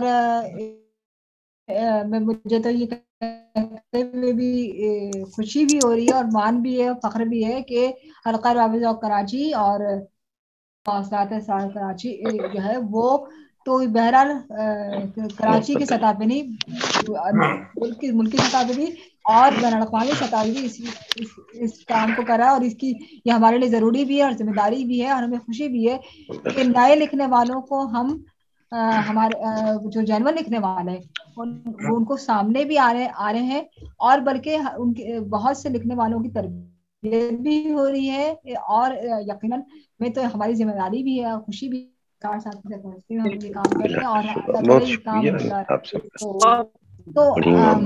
جی تو اس سیشن کو ختم ہونے میں کچھ جناب 2 منٹ باقی ہیں، اور اسی لنک پہ دوبارہ احباب آئیں گے جب یہ سیشن چلا جائے گا. اس کے بعد ہم ایک سوال رکھیں گے تحقیق کے منصب کو، تحقیق کے بنا تحقیق کے کیسے ہو سکتا ہے؟ تخلیق کو جب تک تحقیق کی سطح سے نہ گزارا جائے تو اس کو کیسے، یہ ایک اہم سوال بالکل. تو ہم جب اس سیشن کے بعد جوائن کرتے ہیں، آصف بھی ہمیں جوائن کر چکے ہیں اس عرصے میں، تو اس سیشن کے بعد جب ہم آتے ہیں تو پھر ہم اس سوال کو اٹھاتے ہیں، اس کے بعد ہم اپنے شرکا سے بھی بات کریں گے. تو ایسا ہے کہ 2 منٹ رہتے ہیں. ماریہ صاحبہ میں آپ سے درخواست کروں گی کہ اس سیشن کو ایکسپائر کر دیجیے گا. تمام جو شرکا ہیں وہ اسی لنک پہ دوبارہ آ جائیں گے. جی ماریہ آپ پلیز اس سیشن کو ایکسپائر کر دیجیے. جو ہے ہم سوال لے رہے پہلے تو ڈاکٹر عمیر آپ کچھ کہنا چاہ رہے تھے. ڈاکٹر عمیر آپ کچھ کہنا چاہ رہے تھے. جی ڈاکٹر عمیر. جی میں عرض یہ کر رہا تھا، 2 باتیں تھیں جو گفتگو ہو رہی تھی اس کے تناظر سے، جو سوال آپ نے اٹھایا تھا اس کے تناظر سے. آئی ہوپ میں جسے کہتے ہیں جمپ دی گن نہیں کر رہا. جی پلیز آپ نے سوال اٹھا دیا تھا. تو پہلی بات تو یہ جو ہمارے ہاں کریٹیسزم ہے یا لٹریری کریٹیسزم کہتے ہیں، اس کے مسائل پہ تو بہت سے لوگوں نے روشنی ڈالی. تو ایک بات جو میں نے محسوس کی ہے بہت زیادہ ہمارے ہاں جب بھی محفلیں ہوتی ہیں یا نشستیں ہوتی ہیں تو اس کے اندر ہمیشہ بڑی کھل کے گفتگو ہوتی ہے کہ جی ماضی میں یہ چیزیں تھیں جو بہت اچھی تھیں، اب حالات ان وجوہات سے خراب ہیں. تو اس سے مجھے ایک چیز یاد آ جاتی ہے کہ میرے ایک استاد تھے جب میں پڑھ رہا تھا اسٹینفورڈ میں، تو انہوں نے مجھے ایک بار یہ بتایا کہ جو فرسٹ اور تھرڈ ورلڈ کنٹریز ہیں ان میں فرق کیا ہے. اور وہ پھر معاشیات کا تھا، لیکن وہ شاید اپلائی ہر فیلڈ میں ہوتا ہے کہ ہم لوگوں کے ہاں خرابیوں پہ تو ہمیشہ بات ہوتی ہے لیکن سولوشنز میں نے کبھی نہیں سنے کسی بھی نشست میں. یعنی بہت سے لوگ بڑی تفصیل سے روشنی ڈالتے ہیں مرض کے ڈائگنوسس پہ کہ جی تنقید میں یہ مسائل ہیں، پسماندہ علاقوں کے لوگ اچھا لکھ رہے ہیں، ان کو سامنے کوئی نہیں آنے دے رہا، اسکولز ہے، اقربا پروری ہے، لوگ اپنے اپنے پسندیدہ ادیبوں کی حوصلہ افزائی کرتے ہیں، جو ابھی بہت تفصیل سے بات. لیکن کس طرح یہ بہتر ہوگا اور کیا اس صورتحال کا حل ہوگا یا کیا ہونا چاہیے، مطلب یہ تو سب بتاتے ہیں کہ کیا نہیں ہے لیکن کیا ہونا چاہیے اس پہ گفتگو کم ہوتی ہے یا میرے نظر میں تو نہیں ہوتی. اور پھر ہم لوگ نا بہت ایکسٹرنل لوکس آف کنٹرول کے لوگ ہیں، انٹرنلی اپنا تجزیہ نہیں کرتے کہ اگر دیکھیں ہم جو ادب میں خرابیاں ہیں اس کی کچھ نہ کچھ ذمہ داری کسی نہ کسی مائکروکازم لیول پہ ہم سب پہ عائد ہوتی ہے. تو اس میں ہم سب بھی کہیں نہ کہیں کسی نہ کسی اعتبار سے قصوروار ٹھہریں گے. تو ہم اس چیز کے اوپر نہیں بات کرتے کبھی بھی کہ یہ چیزیں ہیں جو میں نے دیکھی ہیں جو غلط تھیں تو میں نے ان میں یہ تبدیلیاں کی ہیں یا میں یہ اس طرح سے کوشش کر رہا ہوں ان کو بہتر کرنے کی یا ان کو ٹھیک کرنے کی. یہ تو خیر جو اب تک گفتگو ہوئی اس کے اوپر ایک بات میں کرنا چاہ رہا تھا. جو آپ نے بات کی تنقید اور تحقیق کی اس کے حوالے سے میں کہنا چاہ رہا ہوں کہ باہر کیونکہ میرا اپ برنگنگ اور میری جو ادبی نشو و نما تھی وہ باہر ہوئی، میں نے اردو ادب میں کی محفلوں میں یا اس چیزوں میں اس طرح حصہ نہیں لیا. تو باہر ایک باقاعدہ سبجیکٹ تھا جو ہم پڑھتے تھے لٹریری تھیوری کے نام سے، جس میں ہمیں بتایا جاتا تھا کہ یہ سکولز ہیں، فارملزم ہے، اسٹرکچرلزم ہے، پوسٹ اسٹرکچرلزم ہے، یعنی لٹریچر کے اپنے سکولز ہیں کہ یہ فن پارا، اور تنقید کرنے کے اپنے سکولز ہیں، اپنے طریقے ہیں. کچھ جو ہیں وہ فارملسٹ اور طرح سے کرتے ہیں، نیو کریٹیسزم ایک الگ طرح کا اسکول آف تھاٹ ہے، وہ الگ طریقے سے روشنی ڈالتا ہے. لیکن ان میں سے کوئی بھی اس چیز کی بحث میں نہیں پڑتا کہ کون سا طریقہ بہتر ہے یا کون سا طریقہ کمتر ہے.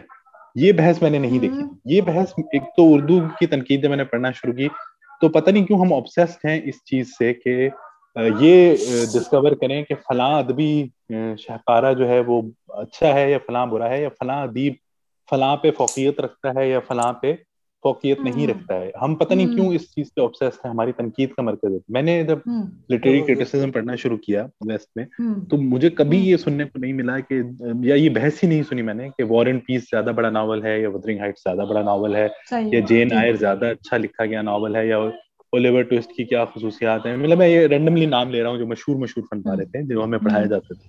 تو اس میں صرف یہ ہوتا تھا کہ آپ یہ دیکھیے کہ اگر یتیم ہونے کا دکھ, ایک ہیتھ کلف ایک کردار ہے تو اس کے یتیم ہونے کا دکھ جین جو برونٹے ہے اس نے کس طرح ایکسپلین کیا ہے, تو اب آپ دیکھیے کہ اولیور ٹویسٹ میں وہی چیز دوسرے رائٹر نے کس طرح سے ایکسپلین کیا ہے. تو اب ہم جب اس میں تیسرے اس میں جائیں گے تو شارلٹ برونٹے اس کو کس طرح سے لکھتی ہے. تو یہ چیزیں ہم پڑھتے تھے کہ آپ ان کو بجائے کلاسیفائی کرنے کے اس طرح سے دیکھیے. لاسٹ چیز جو میں کہنا چاہوں گا کہ اب ویسٹ میں بھی ایک بہت بڑا چیلنج آ گیا ہے کہ پہلے جو کرٹکس تھے وہ اسٹیبلشڈ کرٹکس تھے, جیسے ہمارے یہاں ہے, تو وہ کرٹکس جو تھے وہ تو اخباروں میں لکھتے تھے یا مضامین لکھتے تھے یا کتابیں لکھتے تھے. اب یہ ہوا ہے کہ انٹرنیٹ کی وجہ سے ایک بہت بڑی کمیونٹی سامنے آ گئی ہے کامن کرٹکس, یعنی کہ ایک ناول آپ چھاپتے ہیں تو ریڈٹ یا کسی بھی بلاگ کے اوپر اس کے اوپر ہزاروں تبصرے ہوتے ہیں جو ظاہر ہے عام لوگ لکھتے ہیں جن کو لٹریری کرٹیسزم یا لٹریچر کا سوائے قاری ہونے کا کچھ پتہ نہیں ہوتا, لیکن وہ بڑی تفصیل سے ان پہ تبصرے لکھتے ہیں اور اس کے بعد وہ تبصرے بڑی تعداد میں ان ویب سائٹس پہ پبلش ہوتے ہیں, بڑے غور سے پڑھے جاتے ہیں اور ان کی بڑی وقت ہوتی ہے لکھنے والوں کی نظر میں بھی, رائٹرز کی نظر میں بھی. ہمارے یہاں بدقسمتی سے یہ جو کامن مین کرٹیسزم ہے یہ کہیں نظر نہیں آتا. یعنی کامن مین اپنی جو رائے دے رہا ہے اس وقت تنقید میں وہ صرف خریداری کے ذریعے دے رہا ہے. یعنی ہمیں یہ پتہ چلتا ہے کہ یہ کتاب کیونکہ زیادہ بکی ہے, یہ ناول کیونکہ زیادہ بکا ہے تو اس کو عام آدمی نے پسند کیا, لیکن اس کو اس نے کیوں پسند کیا, اس ناول میں اس کو کیا چیزیں نظر آئیں, وہ ہم لوگ نہیں پہنچ پا رہے. اب جا کے فیس بک کا جو کامنٹ سیکشن آپ کہیں گے وہ کسی حد تک شاید, یا فین پیجز آپ پڑھیں گے تو ان پہ آپ کو کہیں وہ چیزیں نظر آئیں گی, لیکن ہمیں اس چیز کی ضرور حوصلہ افزائی کرنی چاہیے عام لوگوں کی کہ وہ جو بھی لٹریچر پڑھیں یا جو بھی جس طرح کا بھی فن پارہ پڑھیں اس پہ وہ اپنی رائے ضرور دیں, اور وہ رائے پھر ہم لوگوں میں ڈسکس بھی ہو اور پڑھنے والے اس کو ویلیو بھی. ابھی ہو رہی ہے رائے کہ لکھنے والے کیونکہ اس کو بالکل وقت ہی نہیں دیتے عام آدمی کی رائے کو, اور ہم لوگوں نے بالکل ایک پاپولر فکشن کو الگ کیٹیگری بنا کے ایک ڈبے میں بند کر کے سائڈ پہ کر دیا. آپ کم از کم پاپولر فکشن کو نہ بھی ایکسیپٹ کریں تو آپ یہ تو سیکھ سکتے ہیں ان سے کہ وہ کس وجہ سے پاپولر ہو رہی ہیں, اور وہ چیزیں اپنے فکشن میں کسی حد تک آپ انسپریشن کے لیے استعمال کر سکتے ہیں. سوری کامنٹ تھوڑا طویل ہو گیا, لیکن میں چاہ رہا تھا کہ نہیں ٹھیک ہے اس بارے میں جو 3-4 باتیں ہیں ٹھیک ہے پہنچ چکی ہیں. اچھا صحیح بالکل ٹھیک اہم گفتگو کی آپ نے. اچھا یہ جو سب بات ہوئی تھی کہ ہم ہر نہیں جو کرٹیسزم تو کی جاتی ہے لیکن یہ نئے لکھنے والوں کو نہیں کیا حل نہیں بتایا جا رہا. تو ابھی تو بات ہوئی ہے جیسے نصر ملک صاحب نے کہا کہ ہمیں صرف لائک نہیں کر دینا چاہیے بلکہ کامنٹس بھی لکھنے چاہیے. اسی طرح نسیم انجم صاحبہ نے بھی اس بات کو ہائی لائٹ کیا کہ فورمز جو مختلف بڑے وہ جو ایونٹس ہوتے ہیں اس میں ہمارا کام ہے کہ ہم اس کو کس طرح سے جنون لکھنے والوں کو آگے لائیں.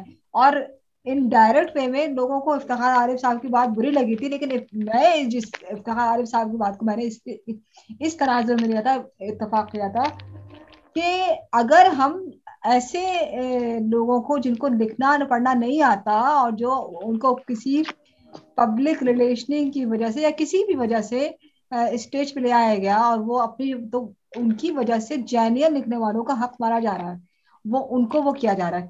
یہ بات مسعود قمر صاحب کی بالکل ٹھیک ہے کہ جو جینون لکھنے والا ہے وہ اس کو آپ کتنا بھی کارنر کریں کتنا بھی دیوار سے لگائیں اس کی رائٹنگ میں اتنی پاور ہوتی ہے کہ وہ الٹیمیٹلی آ جاتا ہے. مگر کچھ ذمہ داری ہمارے ادب کے نقادوں کی بھی ہے, محققین کی بھی, کہ وہ اس کو وہ کریں. تو یہی بات نسیم انجم صاحبہ نے بھی کہی تھی کہ اس کا یہی حل ہے کہ اس نان جینون لوگوں کو کی حوصلہ شکنی کی جائے اور جینون لوگوں کو آگے لایا جائے, اور یہ تبھی ممکن ہے کہ نان جینون لوگوں کی حوصلہ شکنی کی جائے, اور اس کی پہچان بہت ضروری ہے. تو یہ بات ہے. باقی جو اب بات ہوتی ہے کہ اگر ابھی ڈاکٹر عمیر نے تحقیق کے سلسلے بات کی, یہی سوال میں اٹھانے جا رہی ہوں. اگر کسی تخلیق کو نقاد تحقیق کے مراحل سے گزارے بغیر ایک محاکمہ کر دیتا ہے اپنا, اس کو اس تحقیق کے مراحل سے میں نہیں لاتا, تو وہ تو ایک رپورٹ ہو جائے گی بس, وہ تحقیق تو نہیں ہوگی. تو اس کو اس سوال کو لیتے ہیں. جی نسیم انجم صاحبہ.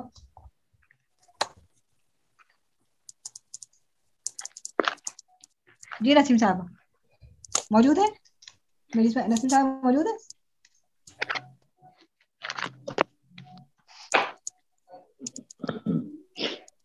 جی ہے. نسیم صاحب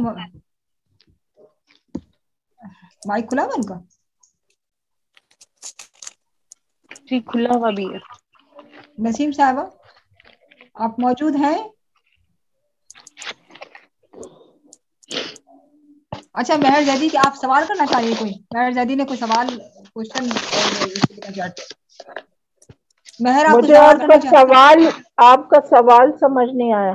اچھا میں سوال یہ کہہ رہی ہوں کہ سوال میرا یہ ہے کہ کسی بھی تخلیق کو تحقیق کے مرحلے سے گزارے بغیر محض اس پر ایک محاکمہ بٹھا جائے گا تنقیدی سطح پہ, تو کیا حق ادا ہو گیا تو اس تخلیق کا؟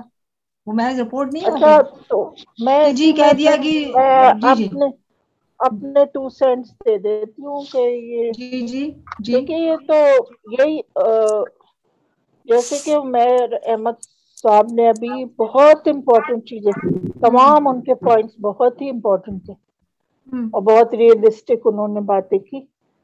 اور اب دیکھیے کہ اب یہی والی بات آ رہی ہے کہ وہی بیسک کوشچن آ گیا ہے کہ ہم کہاں کھڑے ہیں, کہ اب یہ ایسا لگتا ہے مجھے کہ جو ہمارے سب کانٹیننٹ کا جو انتقاد کا منظر ہے وہ تو اسی طرح سے ہو گیا کہ جیسے پلیٹو نے ان کو پوئٹس کو ریجیکٹ کر دیا, وہی بیسک پریمس پہ ہم ابھی کھڑے ہوئے کہ ہمارا ایٹیٹیوڈ وہ ہے پلیٹو والا, اور باقی جو ویسٹرن دنیا ہے یا دوسری جو دنیا ہے ان لوگوں کا وہ دیکھیے نوبیل پرائز بھی نئی کتابوں پہ جیسے کازو اشیگورو کی کتاب کلارا ان دا سن پہ وہ نوبیل پرائز مل رہا ہے. تو میرے کہنے کا مقصد یہ ہے کہ جب تک ہم آگے نہیں بڑھیں گے اس چیز سے, اور پھر اس کے لیے بیسک جو آپ کی نالج ہے, ریسرچ ہے, ورنہ آپ کسی بھی چیز کو کیسے کسی بھی تحریر کو کیسے ایویلویٹ کر سکتے ہیں. اچھا پھر جب اگر آپ اس پہ گفتگو کرنا چاہتے تو اس پہ 2 چیزیں ہوں گی, ایک عام قاری, کیونکہ قاری کے تک وہ بات کیسے پہنچی یہ بھی بہت زیادہ امپورٹنٹ چیز ہے, اور پھر قاری کی جس طرح آپ کو اگر پینٹنگ سمجھنے میں پینٹنگ کا بیک گراؤنڈ کے بارے میں پتا ہے تو ہی آپ پینٹنگ کو ڈیٹیل میں سمجھ سکتے ہیں نا, آرٹسٹ کے سٹائل کو, اس کی چیزوں کو, اور اسی طرح پھر کسی بھی تحریر کے بارے میں. لیکن وہ یہ کوشچن کہ نئے لکھنے والوں کو, تو اس میں یہ کہوں گی کہ دیکھیے نئی لٹریری جرنلز چھپانے کو کس قدر مشکل لوگوں کو پیش آتی ہے, تو ہمیں انکریج کرنا چاہیے لٹریری جرنل کو. لٹریری جو جرنلز ہیں ان کو گورنمنٹ کو بھی سبسیڈائز کرنا چاہیے اور اس کو چیز کو بڑھاوا دینا چاہیے. پیپر پہ ٹیکس, پبلشنگ کے پرابلمز, یہ ساری چیزیں. اور اسی طرح سے اور پھر دیکھیے جو ایک بیسک ہوتا ہے نا, کالج میں وہ جرنل چھاپتے ہیں, لٹریری جرنل چھاپتے ہیں نا کالج میں. جی جی بالکل. تو وہ کیا ہوتا ہے, وہ اسی لیے ہوتا ہے نا انکریج کرنے کو اسٹوڈینٹس کو اور نئے لکھنے والوں کو. تو اس طرح اچھے ادبی جو جرنلز ہیں اس کو چھاپنے, اور یہی ایک پلیٹ فارم ہے جس سے نئے لکھنے والے آپ کے, اور اس وقت کافی سارے موجود ہیں جو ابھی اس میں نظر آ رہے ہیں مجھے. تو میرے اور دوسرا یہ ہے کہ دیکھیے میں نے یہ دیکھا ہے کہ جو جیسے M Phil P H D وغیرہ جو لوگ کر رہے ہیں تو ان کی جو کام ہے اس کی بھی تشہیر ہونی چاہیے. تو وہ ان کی جو تشہیر ہوتی ہے تو اس سے بھی لوگوں کو پتہ چلتا ہے کہ نئے لکھنے والے کون ہیں اور کیا ہے. اور جہاں تک کریٹو ایکسپریشن کی بات ہے تو آپ کسی کو مشاعرے میں حصہ لینے اور اسٹیج پہ آنے سے تو روک نہیں سکتے. اور یہ اچھا برا کر لیبل لگانا تو آپ چھوڑ ہی دیں، یہ تو غلط بات ہے. یہ تو قاری خود پہچانے گا کو کون اچھا ہے کون برا ہے.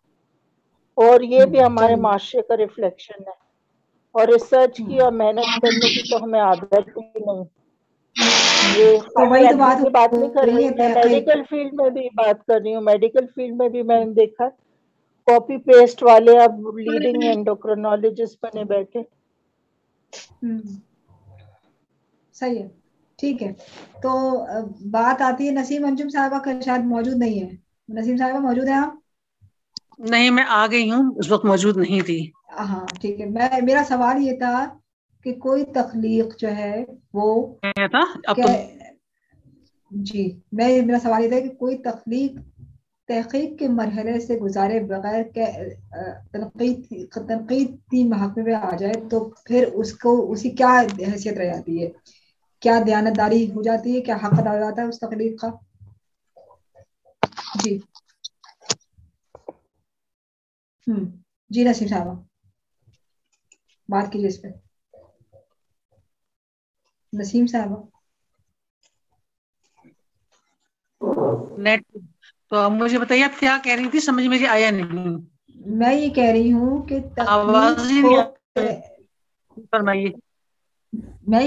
تخلیق کو تحقیق کے مراحل سے گزارے بغیر تنقیدی محکمہ میں اٹھا دینا یہ کہاں تک صحیح ہے؟ کیا حق ادا ہو جاتا ہے تخلیق کا؟ تنقید کو تحقیقی مرحلے سے گزارے سمجھ میں نہیں آ رہا. تنقید کو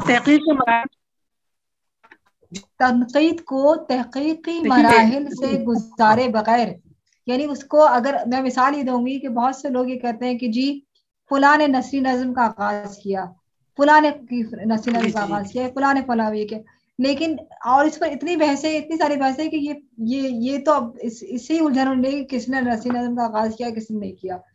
لیکن اس میں بھی ایک دم سے لکھ دیا جاتا ہے، اس کو ریسرچ بیس پہ لے جاتا ہے، اس کو کھنگالا لے جاتا ہے کہ اصل میں یہ میں نثری نظم تو میں نے ایک مثال دی ہے، کسی بھی ادبی فن پارے کو اس طرح پہ نہیں دیکھا جاتا کہ جی اس کی کیا پوری جو اس کی ہسٹری کیا ہے،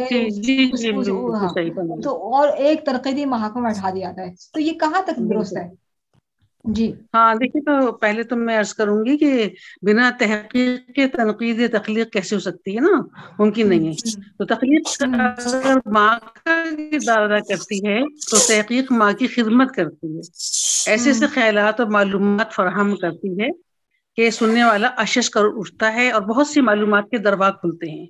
اب رہی تنقید، اس کا کردار تو بہن جیسا ہے یا اس شخص جیسا ہے جو ایک چیزوں پر ایک نظر ڈالتا ہے اور پھر اپنی رائے دیتا ہے. اب اگر تنقید نگار سچا اور کھرا ہے تب تو وہ بڑی گہرائی سے اس کو دیکھے گا، پڑھے گا، سمجھے گا اور خامیوں اور خوبیوں پہ غور کرے گا اور اس کو مثبت انداز میں پیش کرے گا کہ تاکہ لکھنے والا ڈس ہارٹ نہ ہو نا، وہ ایک کیا کہنا چاہیے مثبت سوچ کے حوالے سے وہ آگے بڑھے اور کام کرے. لیکن اگر اس کے برعکس تنقید نگار وہ اپنے خیالات کا اس طرح کرے گا اظہار کہ وہ پڑھے، نمبر دو تنقید نگار کا کام کرے گا کہ نہ وہ پڑھے گا نہ وہ دلچسپی لے گا، بلکہ وہ اپنے پاس سے اس طرح آج کل انشنٹ کہے گا بغیر پڑھے ہو رہی ہے. آپ کو ہی پتا ہے یہ کتابوں کو نہیں پڑھتے، ادھر ادھر کی بات کی، ادھر کی بات کی، ادھر کی بات کی، چند ایک جملے کے اور چلے گئے. تو یہ بہت ضروری ہوتی ہے کہ تنقید نگار ایسی بات کہے، ایسی پیش کرے، اس میں اپنی سوچ اور اس کی تخلیق کے بارے میں وہ بات کرے کہ جو تخلیق کار کے لیے بہتر ثابت ہو اور اس کے آگے کے راستے کھلے. تو میں سمجھتی ہوں اس سے زیادہ میں کیا کہہ سکتی ہوں کہ تنقید نگار جیسے کہ ہمارے پاس گفتگو ہو رہی ہے اتنے مخلص نہیں ہے جتنا کہ ہونا چاہیے، اور اسی لیے لوگ آگے بھی نہیں بڑھ پاتے. بعض اوقات تو ایسی چیزوں پہ بھی تعریف ہو جاتی ہے کہ جو اس قابل نہیں ہوتی، تو پھر وہ جو تخلیق کار ہے، لکھنے والا ہے، قلم کار، شاعر، ادیب، وہ وہیں رک جاتا ہے، اسے پتہ ہی نہیں چلتا کیا خامی ہے. لیکن جب ہم خلوص سے نیت سے اس کو بتاتے ہیں کہ اگر یہ خامی دور کر لی جاتی، یہ اس کی جگہ یہ لفظ آ جاتا یا یہ جملہ آ جاتا یا یہ خیال آ جاتا تو زیادہ بہتر تھا. تو جو سیکھنا چاہتے ہیں، کرنا چاہتے ہیں، آگے بڑھنا چاہتے ہیں، محنت تو وہ محنت کرتے ہیں، اور یہی وجہ ہے کہ وہی لوگ آگے آتے ہیں. پھر مطالعہ بھی بہت ضروری ہوتا ہے تخلیق کار کے لیے، قلم کار کے لیے، کہ وہ مطالعے کو وسیع کرے، وہ پڑھے، اپنے سینئر کو بھی پڑھے، جونیئر کو بھی پڑھے، اور اس پہ فیصلہ، اس حساب سے وہ فیصلہ کرے کہ آیا جو ہمارے پرانے لوگوں نے، قلم کاروں نے، ادیبوں نے ناول لکھے، افسانے لکھے، شاعری کی ہے، اس میں کیا ہے. اب وہ پڑھتے نہیں ہیں تو آگے لے آتے ہیں، اور تنقید نگار بھی ان کو ویسے، نقاد بھی ان کو ویسے میسر آ جاتے ہیں اتفاق سے. تو اس جو دور چل رہا ہے وہ تو بس آپ کو پتہ ہی ہے کس طرح کا ہے. اور جیسے کہ ڈاکٹر عمیر احمد نے کہا کہ دوسرے ملکوں میں بہت زیادہ اسکول نہیں ہوتا، تنقید کا نہ اسکول ہوتا ہے، نہ تخلیق کا اسکول ہوتا ہے، سب کی برابری سے تعریف ہوتی ہے. تو دیکھیے دوسرے جی نصیر صاحب ڈسکنیکٹ ہو گیا ان کا شاید. اچھا عشرت آپ کچھ لکھتے تھے؟ جی جی جی جی ہمارے پاکستان کے جتنے بھی ادارے ہیں تخلیق کے، تنقید کے، تحقیق کے، وہ اس میں اتنی کامیابی نہیں ہوئی ہے. لیکن دوسرے ملکوں میں کامیابی کی وجہ یہی ہے کہ وہ صلاحیتوں کو سراہتے ہیں، لکھنے والے کی عزت کرتے ہیں، جونیئر سینئر کے خانے میں نہیں ڈالتے. وہ یہ دیکھتے ہیں کہ لکھا کیا ہے، اور کیا اس میں جان ہے، اور کیا اس نے معاشرے کی عکاسی کی ہے، کیا اس نے سچائی سے بیان کیا ہے، اپنا فن پارا لکھا ہے. اور اس میں فن کی وہ بلندی بھی، بعض عام لکھنے والوں کے فن پارے فن کی بلندیوں پر نظر آتی ہیں، مگر ہماری اس کی تعریف نہیں ہوتی. ہمارے یہاں تو ان لوگوں کی بھی تعریف نہیں ہوتی جن پر یونیورسٹی کی سطح پر بڑے بڑے کام کیے جائیں. وہ لوگ جو سمجھتے ہیں ان کی خوش قسمتی ہے، جو ان کی چیزوں کی قدر کرتے ہیں، قدر کی نگاہ سے دیکھتے ہیں، ان کے کو آگے بڑھاتے ہیں، یہ اس لکھنے والے کی خوش نصیبی ہے. لیکن جہاں یہ نمبر جو ہیں وہ ظاہر اچھی خاصی چیز کی قدر نہیں کرتے، اس کی عزت نہیں کرتے، اس کو دور رکھتے ہیں، تو پھر یہ ظاہر ان کی پھر عزت بھی ظاہر کوئی ایسی کرتا نہیں. بظاہر وہ کہیں کہ ہم بہت بڑی ہیں، لیکن ایسا ہوتا نہیں. بڑا تو اپنے کردار سے ہوتا ہے. بڑا اس طرح نہیں بن جاتا، بڑا تو اپنے کردار سے ہوتا ہے، اپنے اخلاق سے ہوتا ہے، اپنے علم سے ہوتا ہے، اپنی تحقیق سے ہوتا ہے. تو جو فن پارا ہے، اسے تنقید کی ضرورت پیش ضرور آتی ہے، تنقید نگار کی، لیکن اسی صورت میں پیش آتا تنقید نگار کا کردار اتنا اچھا ہونا چاہیے کہ جس سے اسے فائدہ حاصل ہو، نہ کہ نقصان. ٹھیک ہے. گویا کہ اسرار گاندھی صاحب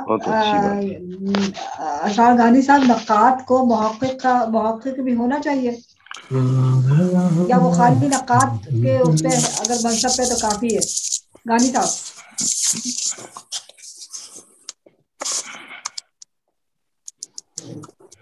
نہیں ہے میرے خیال میں، نہیں ہے موجود میرے خیال سے. جی محترمہ عشرت معین سیما بھی لکھ رہی ہیں، بہت عمدہ لکھ رہی ہیں. جی عشرت معین سیما صاحبہ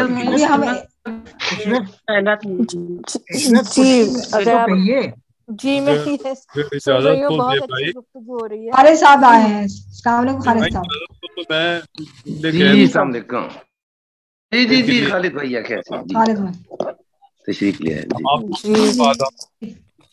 خوش آمدید. خوش آمدید. صدر کی اجازت سے میں خالد معین صاحب آپ آئے ہیں، خوش آمدید. پر نسیم انجم صاحبہ نے بات کی ہے، گفتگو کی ہے. میں خالد معین کی طرف یہ سوال رکھتی ہوں، موضوع پہ آتے ہی آپ سے سوال کر رہی ہوں کہ آپ جو ہے گویا کہ کسی نقاد کا محقق ہونا ضروری ہے یا کافی ہے نقاد ہونا؟ اچھا میں نے بھی گفتگو سنی، نسیم صاحبہ کی بھی سنی، اور پہلے بھی گفتگو. تو یہ جو ایک معاملہ ہے کہ محقق ہونا اور نقاد ہونا، تو بظاہر تو یہ آپس میں ملی ہوئی چیزیں بھی ہیں، تو بھی